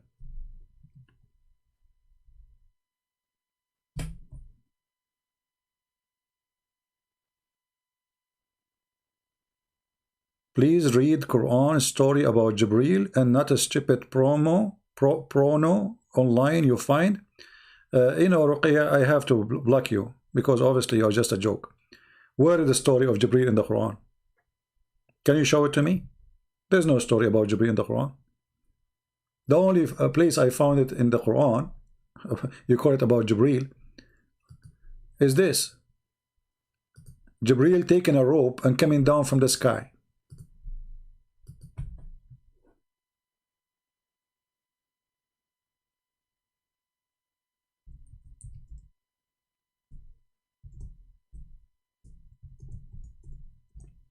And then we ask the Muslims, who is this guy? They don't know. Is that Jibreel or Allah?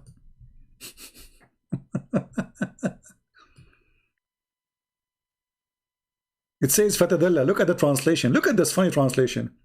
So he is though strong, though strength.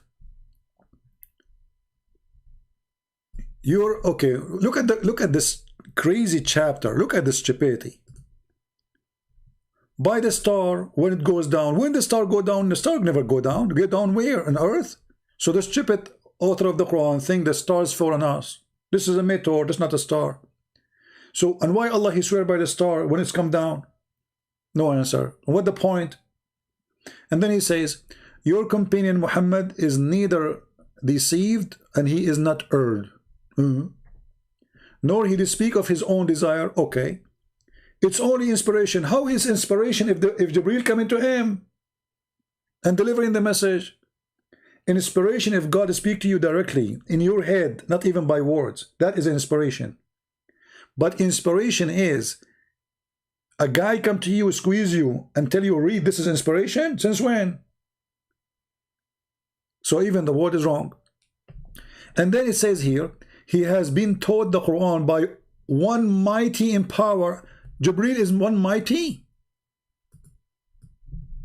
And here they put for you between two brackets Jibreel, but the verse doesn't say Jibreel.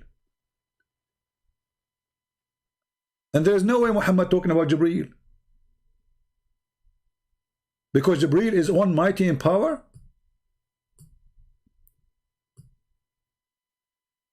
And why he don't say Jibreel if it's Jibreel?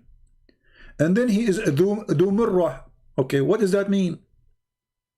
Free from any defect in the body and the mind. Like what? This is what Dhu Murrah mean? If we change the translation, we will find different meaning. And Muhammad, he said, when he saw Jibreel in the hadith, he found him sitting in a throne. Jibreel sit in a throne. Why? He is Allah.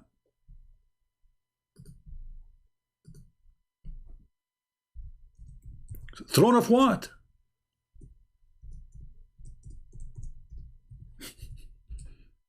Madness.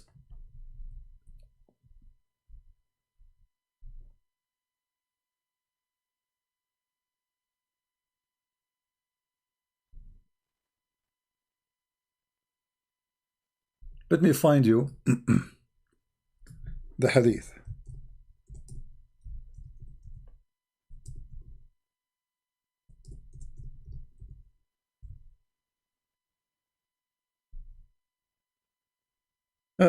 Stupid cult.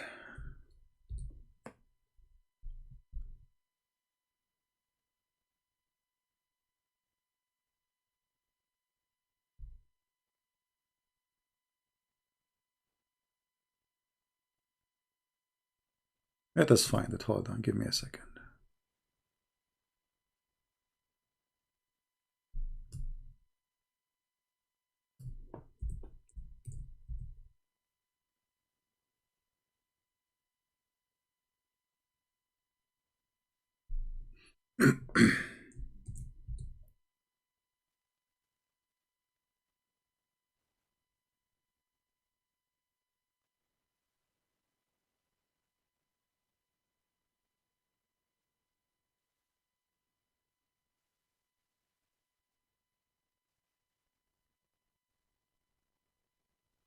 I'm trying to find it.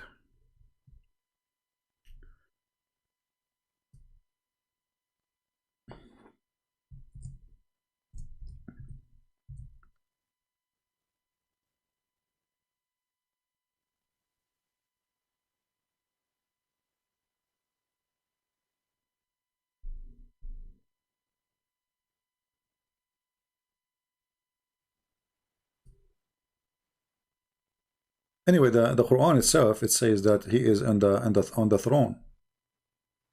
But I want to show you where Muhammad, he said he saw him sitting on the throne.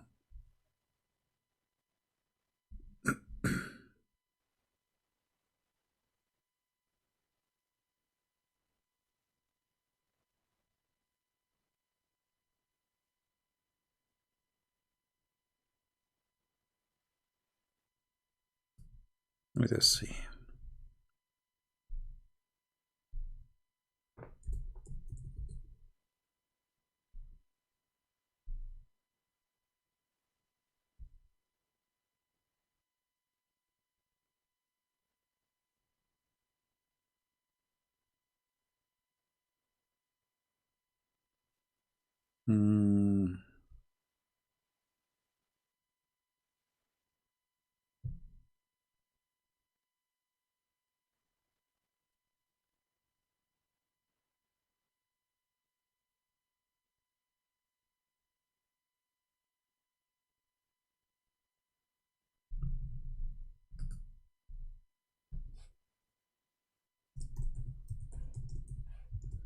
See, sometimes we want to find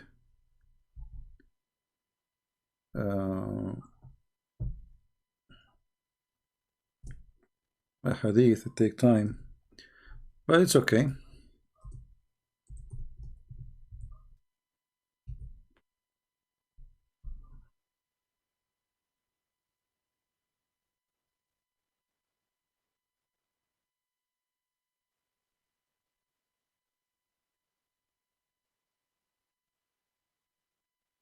But anyway, if we go back to the verse, the same verses we are reading, until we find this thing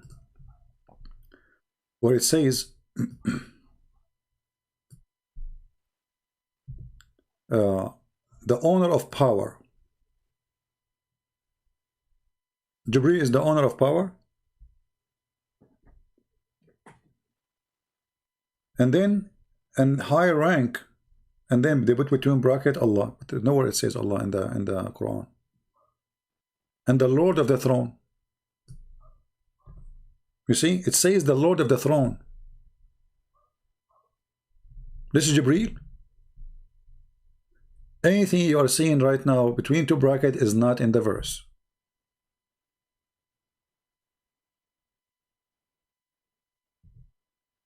Change the translator.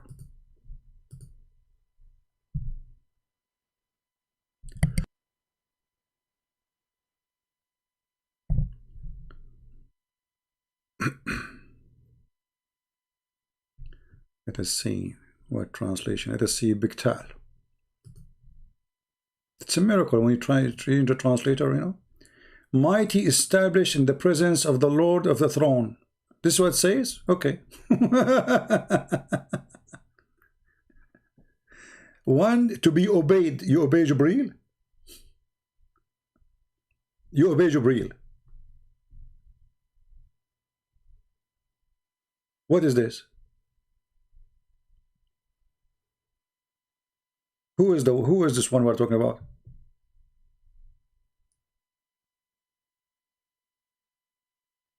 So Jibreel came to me, and Jibreel, he come to Muhammad like what? In the image of Dahya al-Kalbi. In the image of Muhammad boyfriend.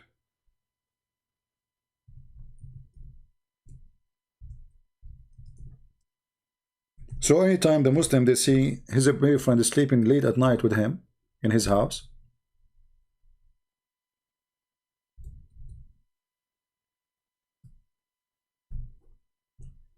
they will think it is, here we go, they will think this is Jibreel. I mean, cloning is one of the method Muhammad, he always appealed to his followers. That even Jibreel, when he come in the image of a very handsome young man who live in the same town of Muhammad.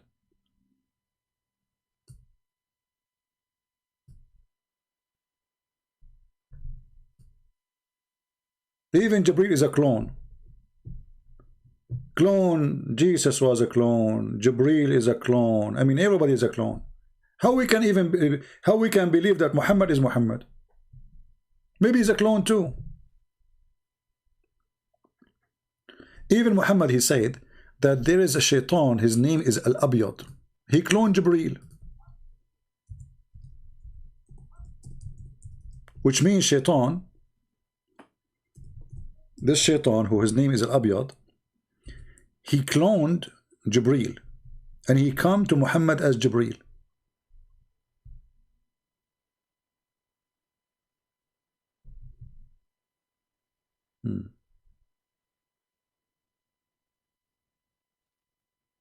Let me see if I can find this one.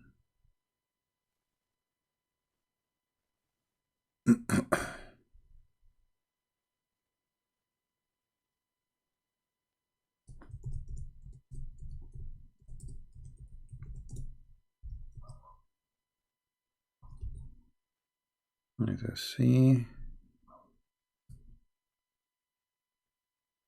Okay.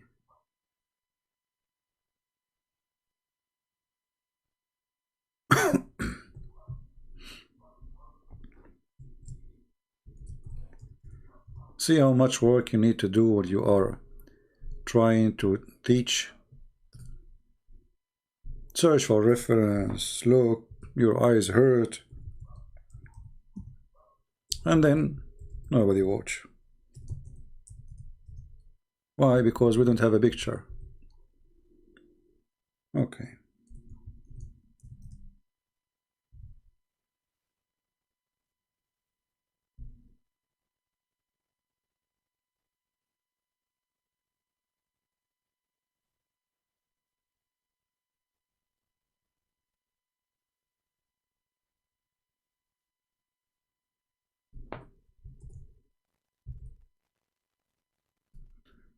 Look like we have difficulty.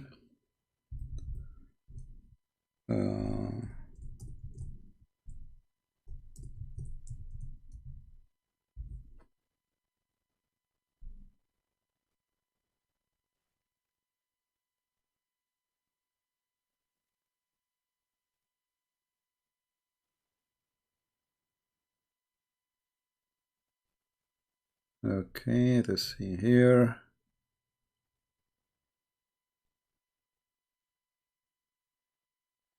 I found the hadith about the names of shaitan. I don't want this one. We want about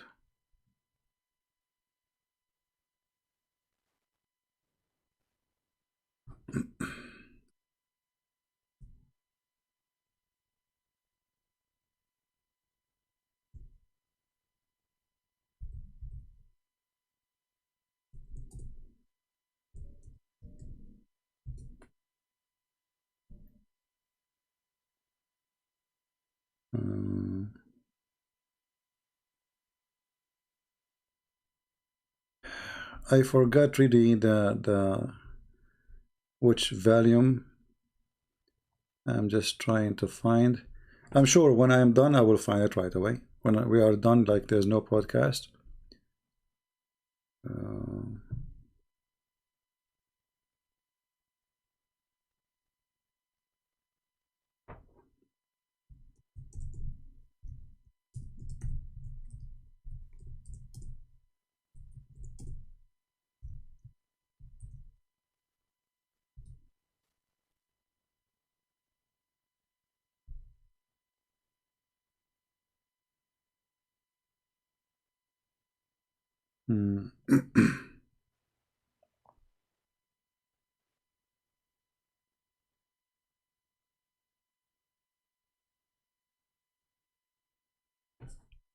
I cannot find it.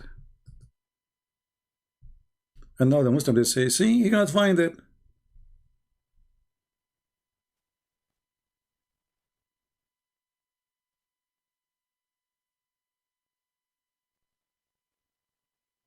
You cannot find it.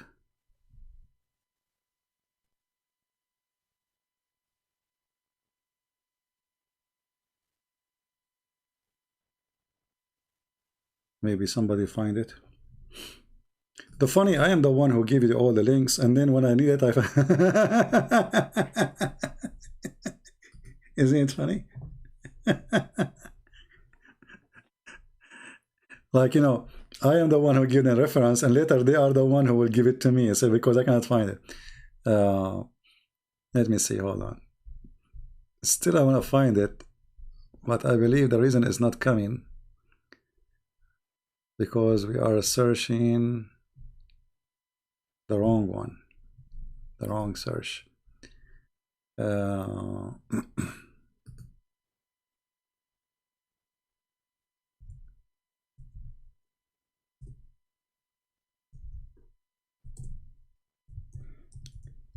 see, when you search for something, you have to like put the exact word as it is in the book. Otherwise, it's not going to come. So you have to have a very sharp memory. All right.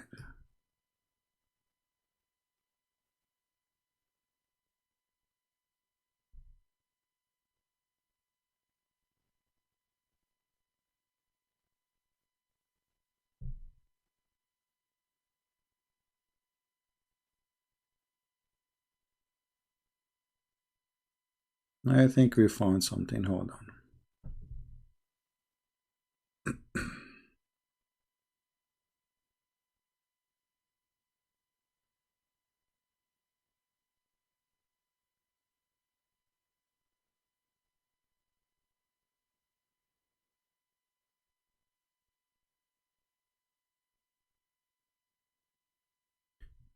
Okay.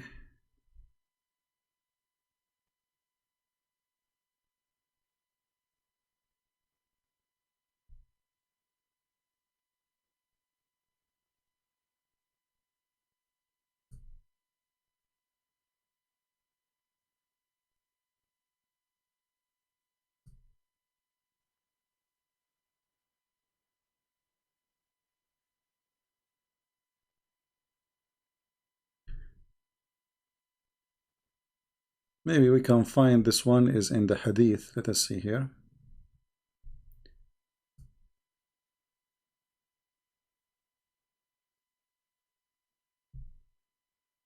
Let us try to find it here. But this is not the one I'm looking for, really. Yeah, even here I'm gonna find it.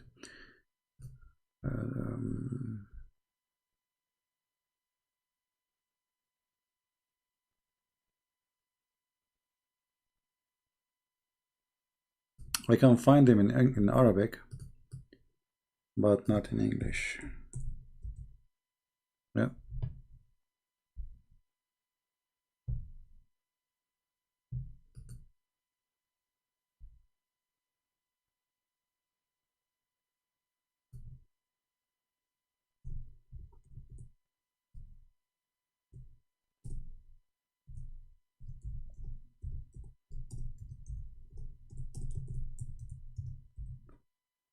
Struggling to find it.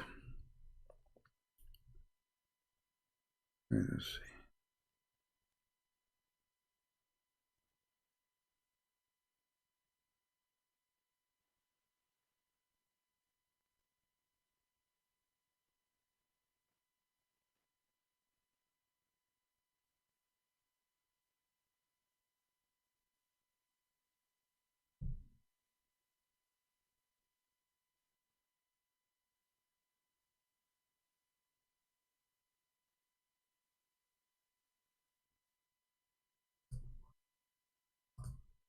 I know this is boring, right? Because I'm not, but I'm trying to find it.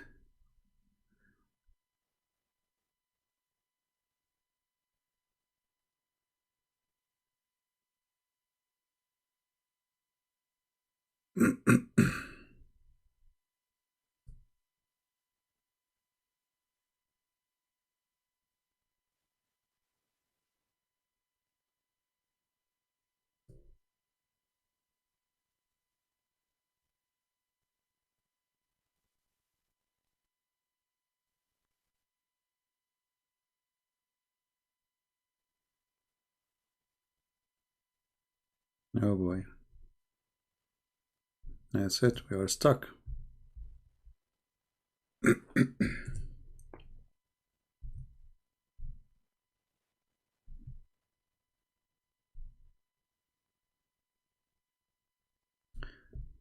Should appear actually. This is a story about the white shaitan, or the Abyad, who cloned Jibreel.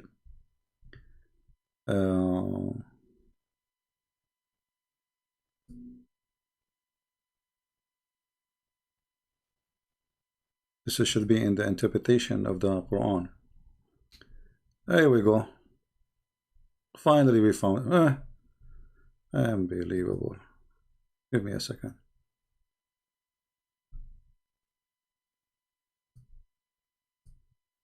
You see, it took us time, but you know, it's worth it.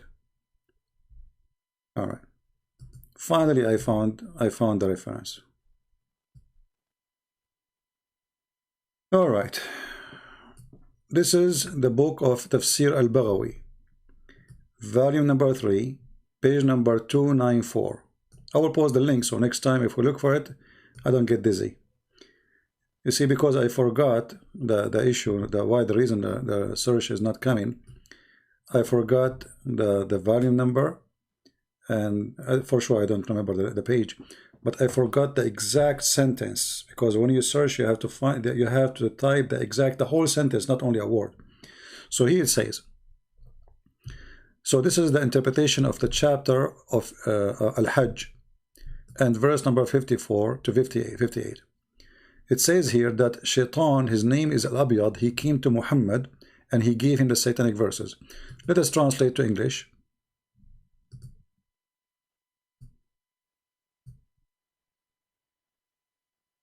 And I will give you the link right after. So this has happened.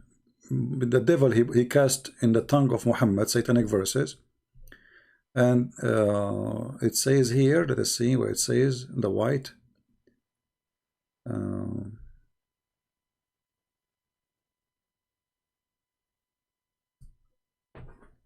The word white should appear there. It's not coming. Google Translation took it off. Yeah, it should say here. Let us try. Yeah, anyway, you see, like when in the page, it says here, the shaitan, his name is white.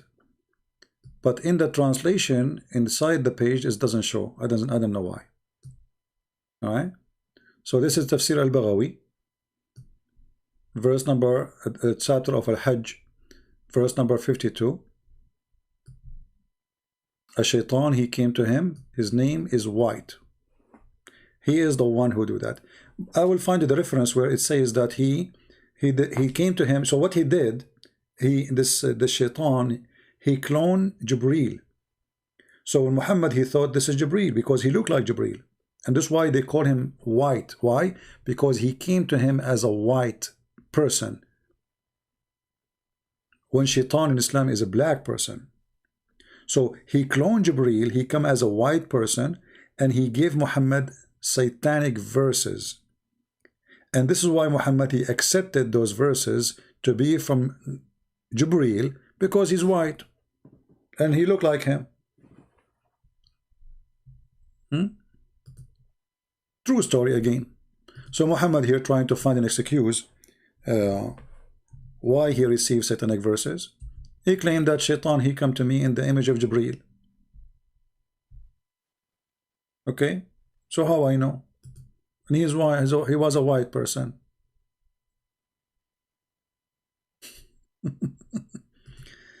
Yeah, you see, it took me some time to find. But anyway, I need to find more reference about this story. But you see here the cloning stories is all over Islam. So Jesus was a cloned, Jibreel was a cloned. What else? Allah, he cloned. There's a story. Let me remember. Man, I'm getting old. That's it. I'm not getting old. I'm old already.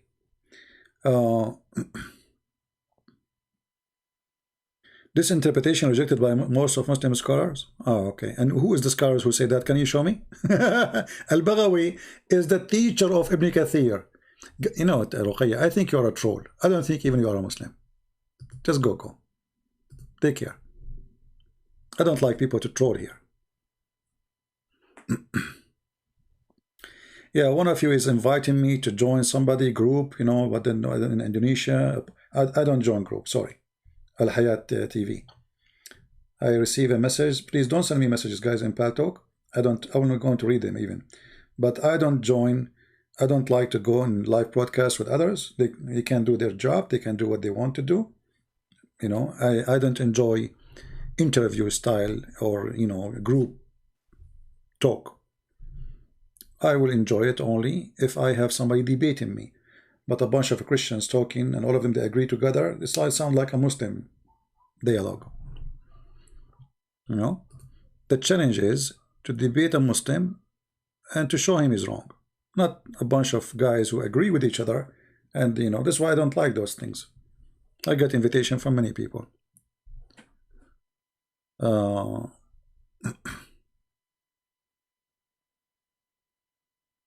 Anyway, so Jibreel, he come as he wish, but Allah, he cannot. Even, yes, I forgot. Yeah, actually, I want to mention this. Allah himself, he clone. Allah himself, he clone himself. How? If you remember, where Allah supposedly, according to Muhammad, he will come in a shape other than the one they saw first time. Remember the hadith? So Allah will come to them in a shape, and this shape is different shape. So Allah cloning Allah. Allah himself, he have a clone.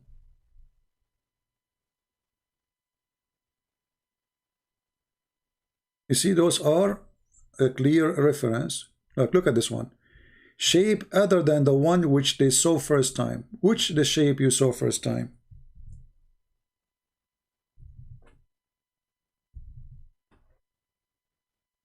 You see it? Then the Almighty will come to them in a shape other than the one which they saw first time. When Allah, he was seen by Muslims. By who? Any Muslim can tell me? And then here Allah is a cloning Allah. Allah is a cloning Allah. There's a shape of Allah, and now Allah is making a new Allah. New shape.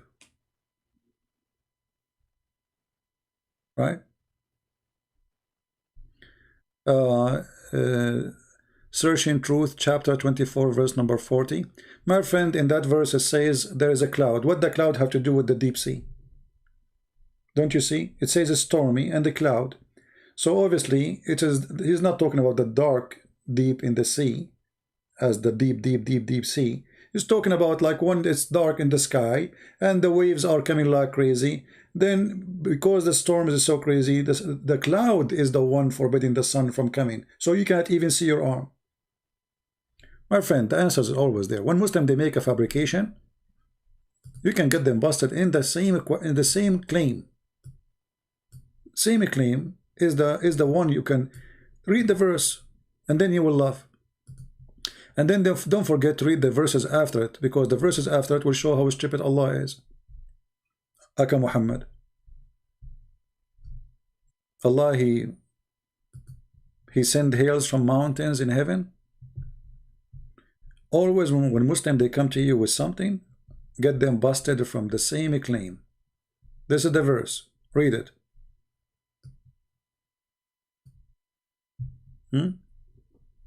What in the top of it? Dark cloud. The darkness here is about the cloud, not about the sea. Do you see it? Or we are blind? If the deep sea is the one is dark, then there is no need to mention the cloud, because the cloud, if the sun is there or not, that will not change anything.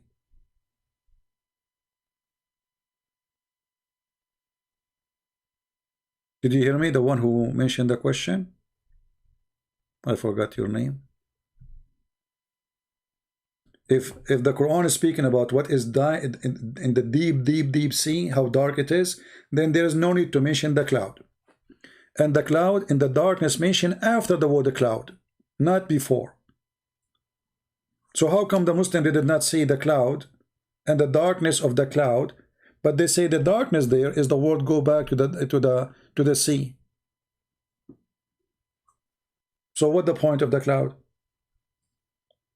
You see, in the deep sea, even if it's most sunny day, still it's dark. So there's a cloud or not, it doesn't make a difference. Same time, I mean, Jeddah is just a few kilometers away from Mecca, and people there used to do for living, they dive for pearls and fishing. So anyone he dive a little bit, he will see that the more you go in the water, it's dark. It's not a secret. You don't need to be a genius. This is not a science. So did he say like inside the deep sea it is dark and that's it? No. And it's at the same time, read the verses after it. Look, Allah, he sent hail from mountains in heaven. Read carefully. He sent down from heaven mountain where is hail. This is science. So Allah, he knew what is inside the deep sea, but he do not know how hail is working. Do you see it? So my friend, the Quran is a series of stupidity. Look at this verse here. Allah, he created every creature. Look. The first translation says, he created every animal from water. Where is the word animal? It says Dawah. Dawah is something, anything walk. Anything walk is a Dawah. And now he says, he created that from water. In different verse he said, created everything from water. But is the angel created from water? Is it Muhammad who said the angel created from light and shaitan created from fire?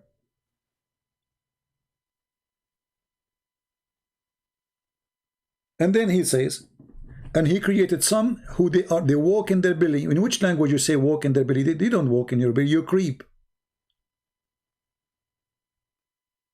And some they have 2 legs, and some they have 4 legs. That's it. What about the rest?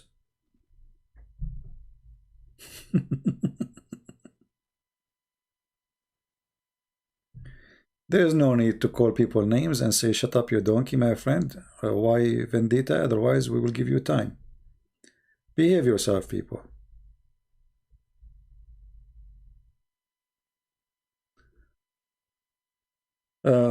So, if Allah is smart, Allah should be smart in everything.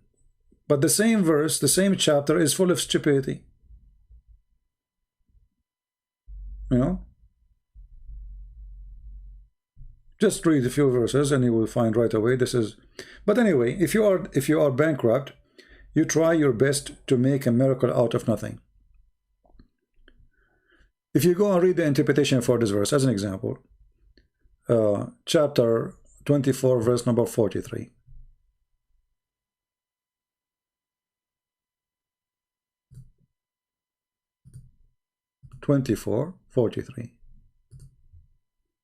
Look at this madness.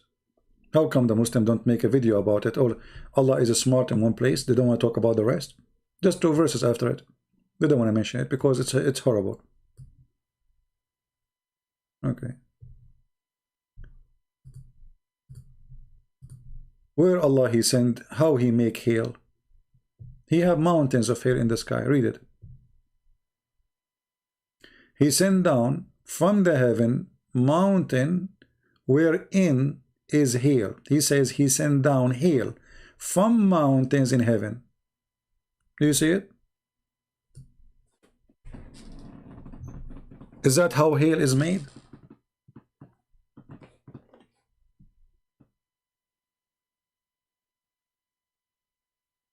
So, you know, when either we have a smart God, he always speaks smart, or he is a stupid sometime or a smart sometime. That will not make him God. That will make him a fool.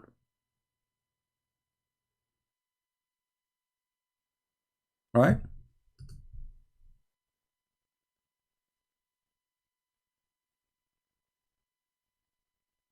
Anyway, any other question before we go? Because we have enough for today.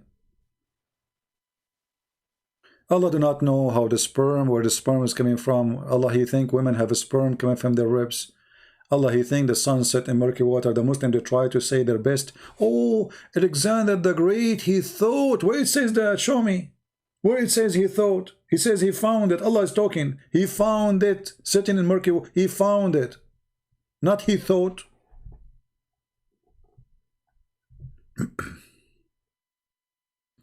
Some say that Allah become a fire and come in the tree. The Muslim, you see, the Muslims are confused. This is the story, a story from the Bible, right? When God, He came to Moses, He saw a fire in the bushes. The same story exists in the Quran, but that story make the Muslim confused, and nobody dare even to explain it. Look what the Quran says.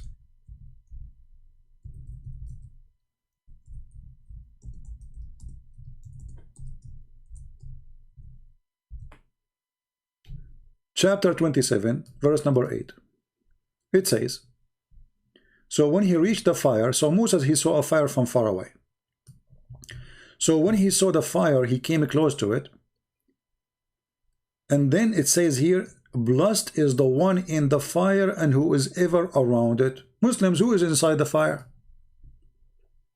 And watch the comment. Who is inside the fire? They don't know. Who is inside the fire? Who is the one is blessed and he is inside the fire? Any Muslim can tell us? No.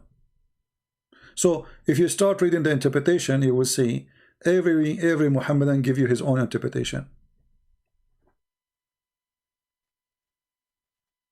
The Quran speaks. Are you a Muslim, my friend? Do you like to call me and tell us about this verse as an example, as long as you speak?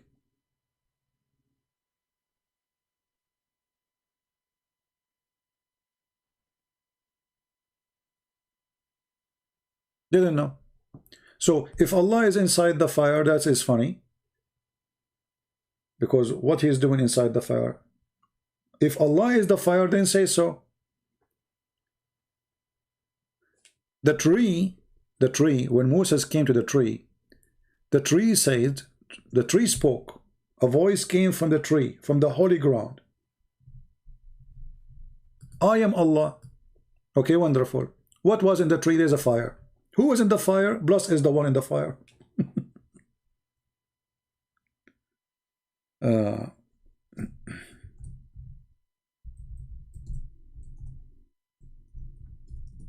This is what happened when a thief, he steals a story from different book. He is confused, and his followers, they are more confused. So in chapter 28, verse number 30, it says, so, and when he reached what? The fire. He was called from the right side of the valley, in the blessed field, from the tree. O Moses, Lu, I am Allah, the Lord of the world. Allah is inside the tree. But the Muslims, they say that Allah don't go inside his creation, but he is speaking from the tree. Was Allah there or only his voice? If his voice was only there, that means Allah and his voice is different. It's not the same person. Is it possible that Allah is a person who speaks in heaven, yet his voice coming from the tree? That means the voice of Allah is coming inside the tree and the tree is speaking? Or Allah is in the tree? Let us find out. It says here that this tree and what is around it is holy ground. Do you see it? So Allah, he said to him, take off your shoes.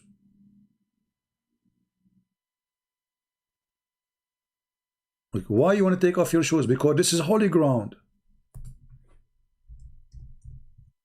You cannot walk. Okay, if it's only the voice of Allah there, there is no need to take off your shoes, because Allah is not there.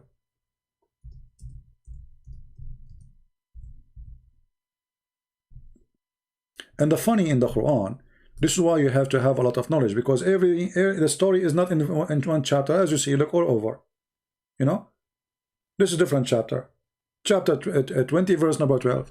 But why the story is mentioned in many places? There's no point, because this is not a book.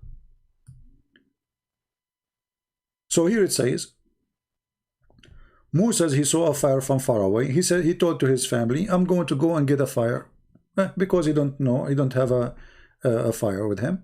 So he came to the fire, and when he reached the fire, he was called, O Moses, Lu, I am the Lord. So take off your shoes. Why we are taking off our shoes? Because Allah is there.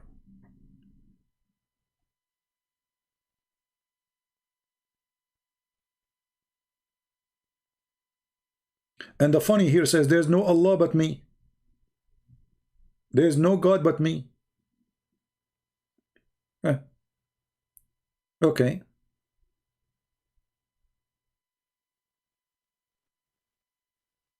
You see, Islam is a religion as long as you don't ask questions. The second you start asking questions, you'll see all the trouble. This is why chapter 5 verse 101 says, ask no questions.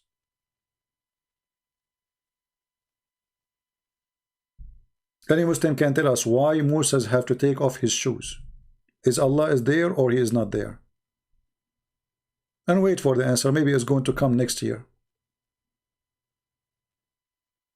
Is the voice of Allah is one of the element of Allah?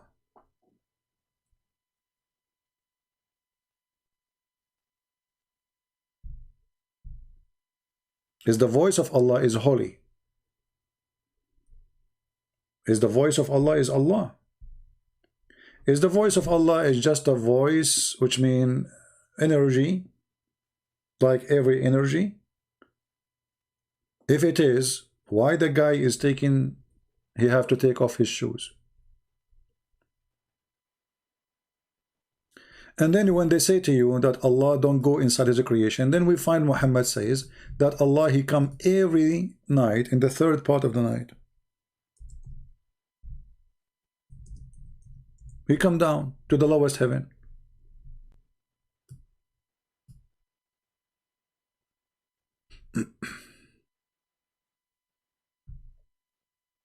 You know the hadith. Let me find it. So simply, Islam is a chain of contradictions.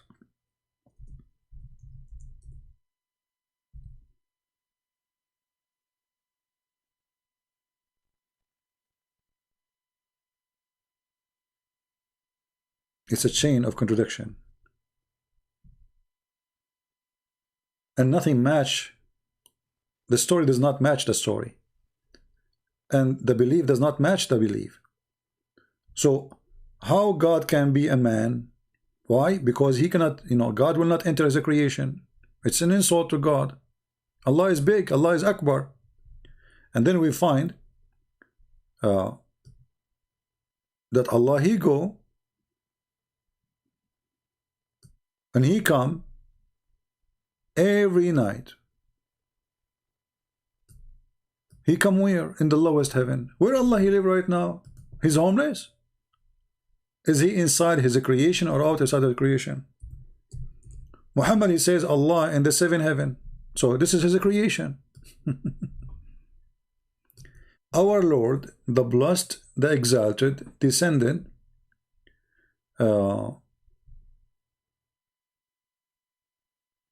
every night to the lowest heaven. So how you Muslim, you saying you refuse to accept that God can be inside his creation, and now Allah is in the lowest heaven. There is 7 heavens. Allah have to go through heaven number 7, 6, 5, 4, 3, 2, 1, and there he stopped.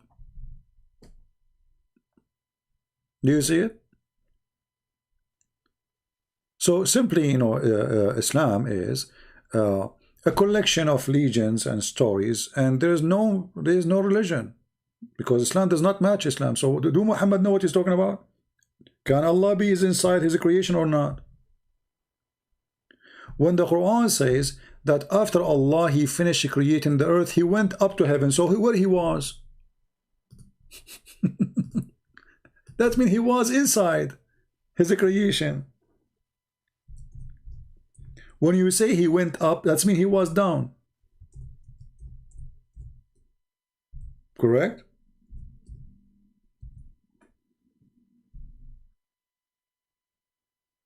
Look, all those verses saying the same thing. Allah, he mounted in the top of the throne after he finished creating the earth and the heaven in 6 days. So where was Allah? Why he stepped down the throne? Didn't know.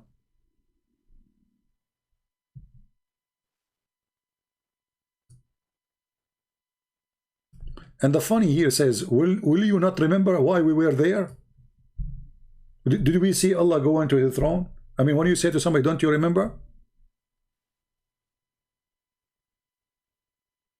One of the funny statements, when the Quran says, don't they see? No, we don't see. Do you?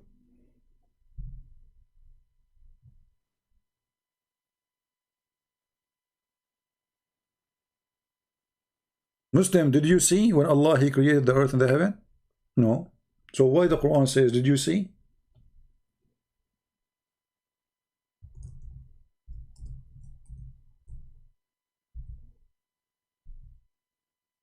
Don't you know that Allah he can see?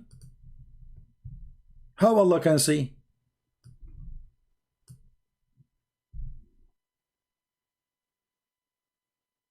I thought Allah is blind.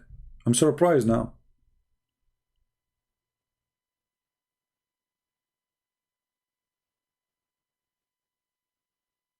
How Allah can see? Do Allah have eyes? Zakir Naik, he said, Allah he see. How we see? We don't know. Allahu alam. Allah he see. He says, yes. He hear. Yes. How he hear? Allahu alam. Allah have a body. Yes. How his body look like? Allahu alam. So what is your religion? What is exactly your religion? What do you have? You have nothing. You don't know about, they don't know anything about their God. Allah he see. How do you see? We don't know. Allah have eyes. How his eyes? We don't know. Allah he can hear. How he hear? We don't know. Allah have a body. How his body? We don't know. So what do you know? What do you know about this God? Nothing. Their God is just an idea of somebody. His name is Allah, which means God-lah. Okay, who is this God? Nobody knows. Even you ask a Muslim, who is Allah? He says the creator. Well, the Quran says he is the best of the creators. How Allah is the creator?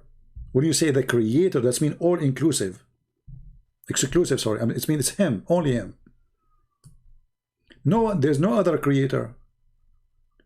Chapter 6, 102, it says, he is the one who created everything, so worship him. Wonderful. Chapter 13, verse number 16, he is say that Allah is the one who created everything. Wonderful. And then he say in chapter 23, verse number 14, Allah is the best of the creators. Not wonderful. Because either there is other creators or Allah is lying. Is he the best of the creators? Or the verse here is exaggerating?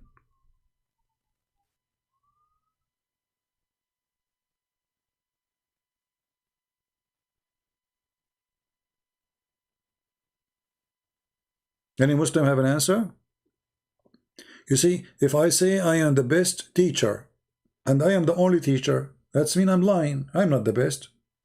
I'm the only one. The second you say you are the best, it's mean there is others. If there is no others, that is a cheating information. That is a fabrication. That is an exaggeration. That is a lie. Because Allah, if he is the only creator, then he is not the best. But all what happened, we know the story.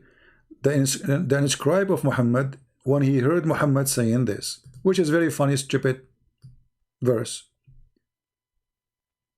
that Allah he created the human being from flesh of from a sperm. Look at the translation. Look at this translation. How stupid it is. If you change the translate, look. One of the funny things about Islam, that's when you read a verse, if you translate, if you change the translator, you will find a new Quran, not a new words. Look, I will change the translator. This is which translation? This is Biktal. I will go to Yusuf Ali. Look at the magic will happen. I just changed the translator. I did not change the Quran.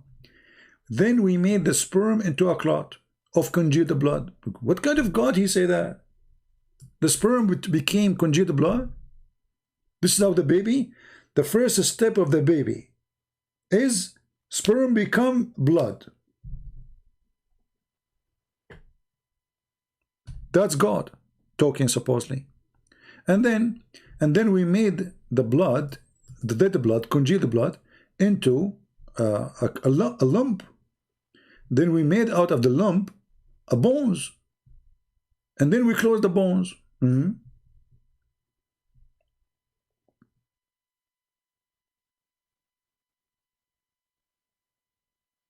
Supposedly Allah is telling you how he created you.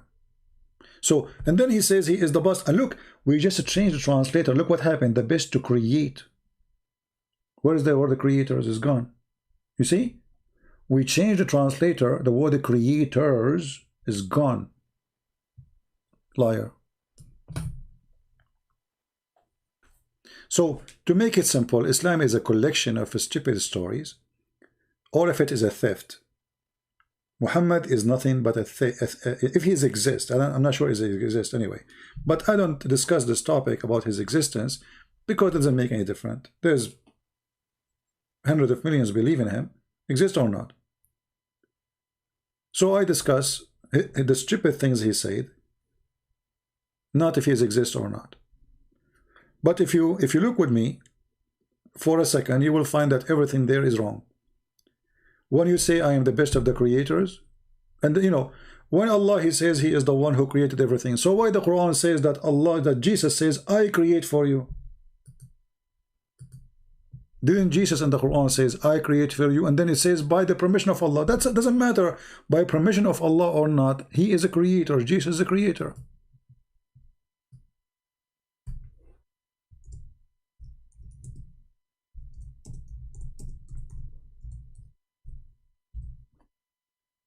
This is Jesus talking.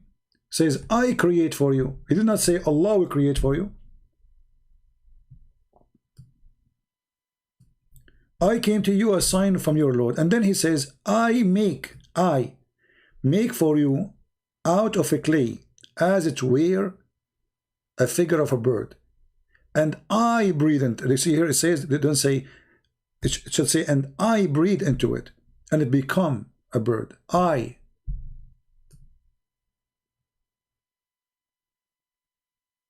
Inni akhluqu lakum. I create. Look, they took it off. If we take this to Google translation, just to show you how they lie in the translation, or even if we change the translator, let us change the translator to see if the word I will appear. That's I create. This is Yusuf Ali. Let us go to Bikta. Sorry, Hilali and Khan.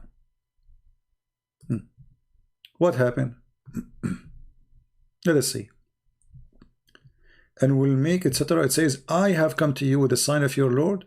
I designed for you out of the clay, as it were a figure of a bird, and breathe into it. He took the I off.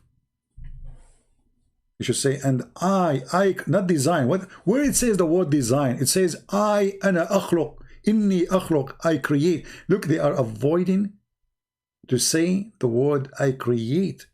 I design. I design. This is what the verse is saying. I will take it to Google translation, just to get them busted.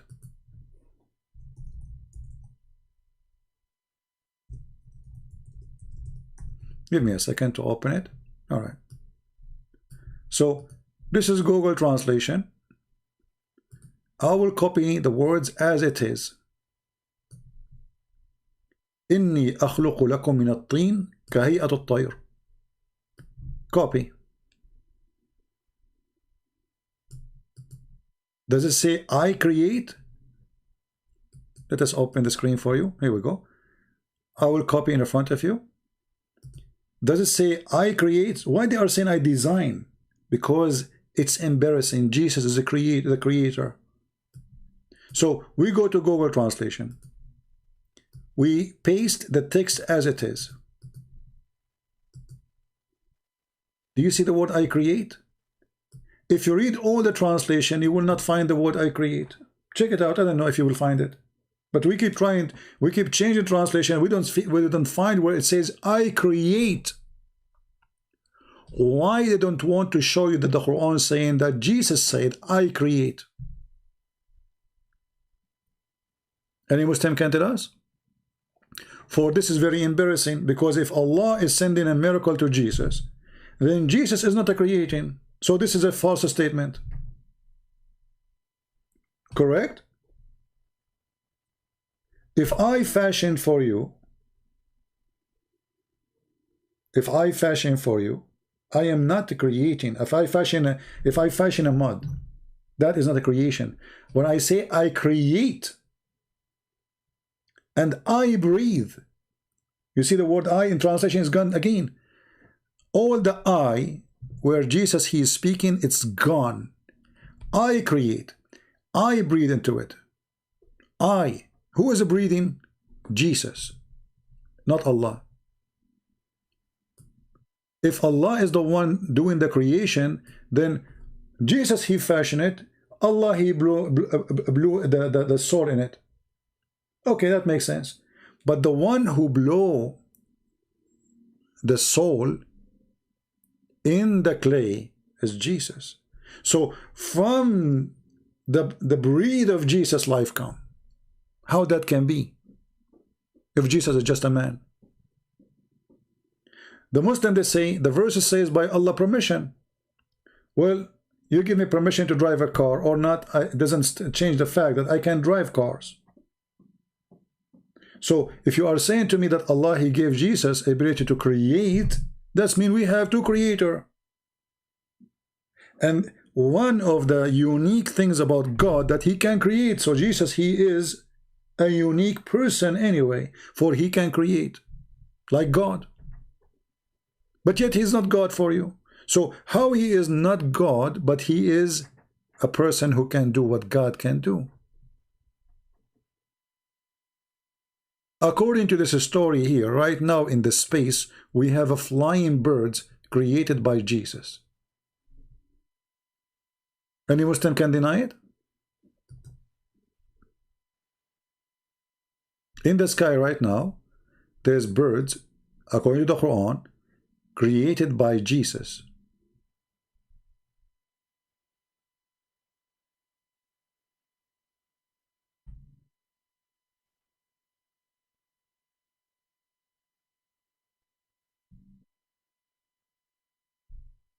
Any Muslim?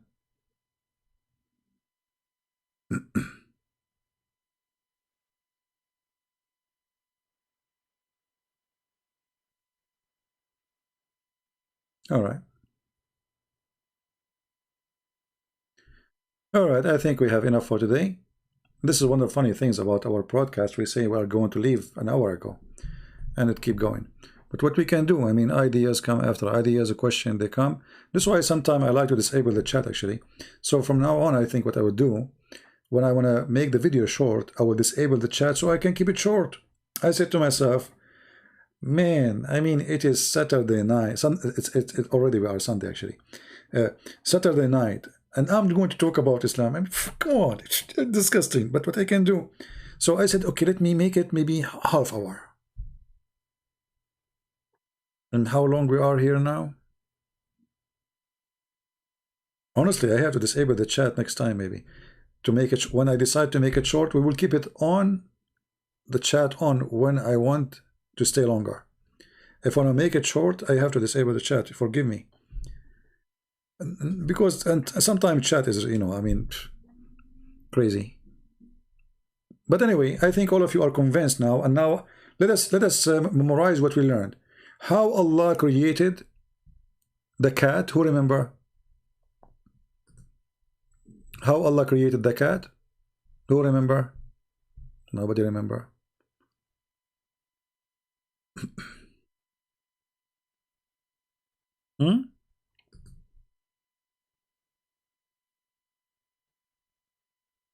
How Allah created the cat? The title of our video. So next time, if you want to like talk about this topic, do we have the reference? Who said the reference?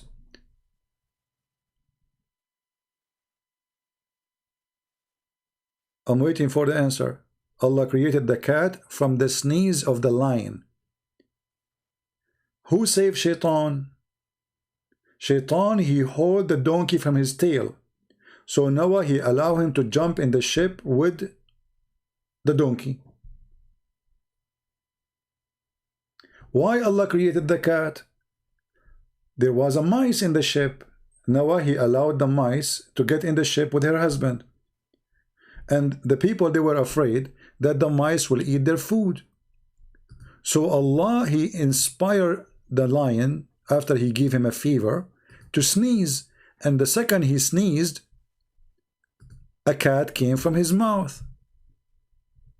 And this is the link from Tafsir Ibn Kathir in Arabic. You can use Google translation, which is not really a good translation, but better than nothing. All right. So this is how we learned two things today, many things, but the major things we learned that Shaitan, he wanted to save himself from the flood of Noah, and the Muslim trying here to find a reason. How come Shaitan did not die in the flood of Noah, brother? Isn't the flood kill everybody evil? Did Shaitan swim? So Muhammad, he come with this fabricated story that Shaitan, he hold the donkey from his tail, and he don't want the donkey to get in unless he can get in too. And Noah give up because the water is coming. So he told the donkey, get in even if Shaitan is with you. And this is how Shaitan was able to get in. True story. And then the people complain that the mice is inside. This is the story here. They complain that the mice are inside the ship, and the mice is going to eat their food. So Allah, He made the lion sneeze, and then the cat came out, and the problem solved. So now we understand that Allah, He cared for us. I mean, look at it. I mean, how they can survive, and they are in the ship and they have a mice with them?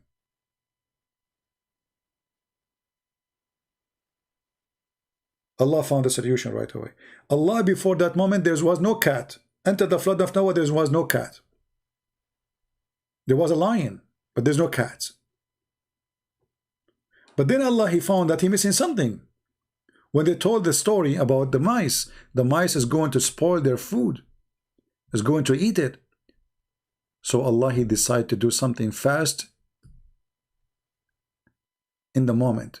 He could not have created, I mean, look, the Muslim, they say Allah, He said B is going to be. No, Allah, He make you sneeze, and then He creates something from your sneeze. So He made the lion sneeze, and right away cat came out. It's not like a cat is going to carry a baby, a little kitten, they will come after a few months. No, they need the cat right now. The mice will eat their food. Because Noah, he put in the ship from every animal, male and female, wife and husband. So Mrs. Mice and her husband, Mr. Rat, they were in the ship, and now they are afraid that is going to spill their food. And then when Allah, He inspired the lion to sneeze, a cat came out from his mouth.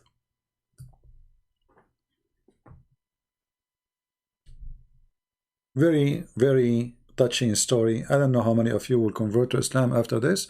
I'm sure many of you.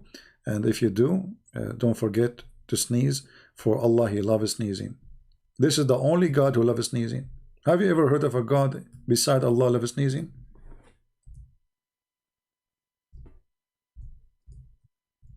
If you say, if you say those things to people, they will laugh at you. They will say you are lying. That's not true. Okay. So look, it says, Allah loves sneezing. Allah would love? The Prophet said, Allah loves sneezing, but dislike yawning. True. I mean, who of us don't like sneezing? Actually, by the way, I sneezed. I just muted my mic, so you don't hear me. I sneezed really a very strong sneeze. So, achoo, so Allah, He loves sneezing, and He dislikes yawning. Why? Because Shaitan, when you yawn, Shaitan, he jump inside your mouth, and Shaitan, he laugh at you when you do like ha ha ha ha. This is true. This is always true. Shaitan, he jump inside your opening, and he laugh at you when you do yawning. But no way he can do that when you are sneezing. So, my friends, as a believers in the great, amazing fairy tale storyteller Allah, let us sneeze to make Allah happy.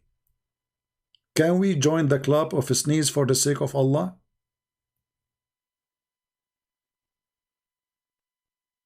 If I make a book right now, says sneeze for the sake of Allah, what the Muslim will say?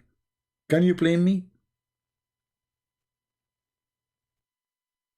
If I make a book says sneeze and go to heaven.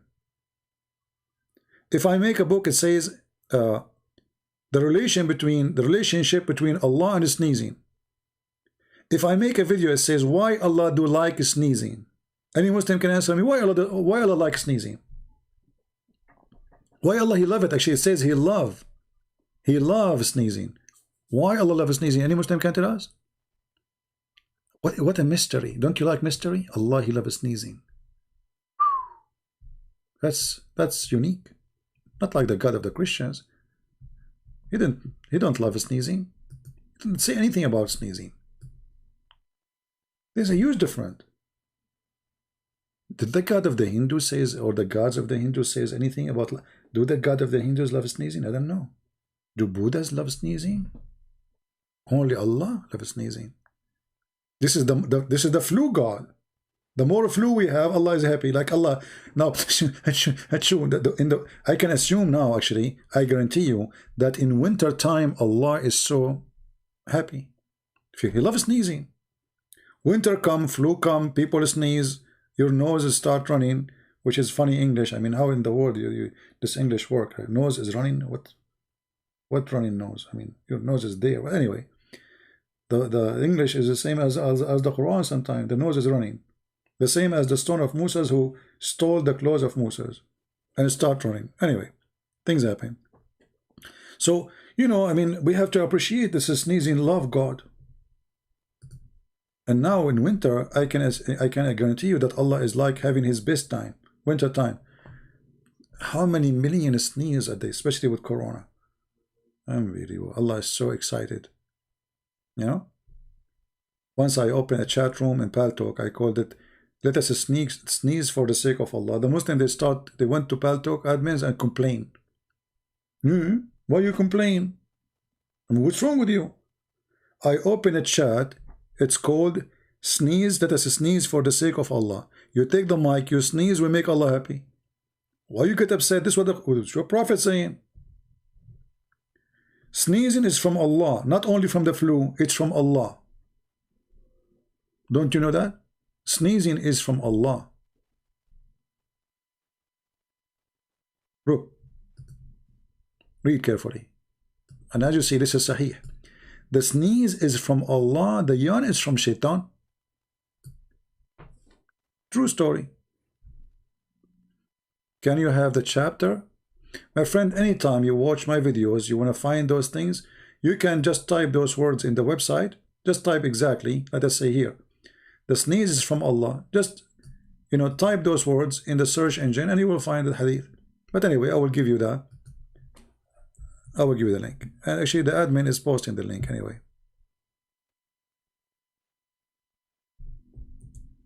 There we go. Anyway, I want to say thank you guys for being here. 2 hours ago, I said I'm leaving. I better leave. Otherwise, we will stay until tomorrow. Love you all. You hate me all. I understand. And I will sneeze no matter what, even though you don't want me to support Allah, but I will sneeze. For I am a sneezing for the sake of Allah person. And I believe Allah will use my sneeze to go to the behind the galaxy. And until now, there's no cat came from my mouth when I sneeze, as what happened to the lion, for a very simple reason. I am not a lion. But tomorrow, maybe, or the day after, we will talk about how Allah created the pigs. How Allah created the pigs. So get ready for that. Are you excited? You will not believe it how Allah created the pigs.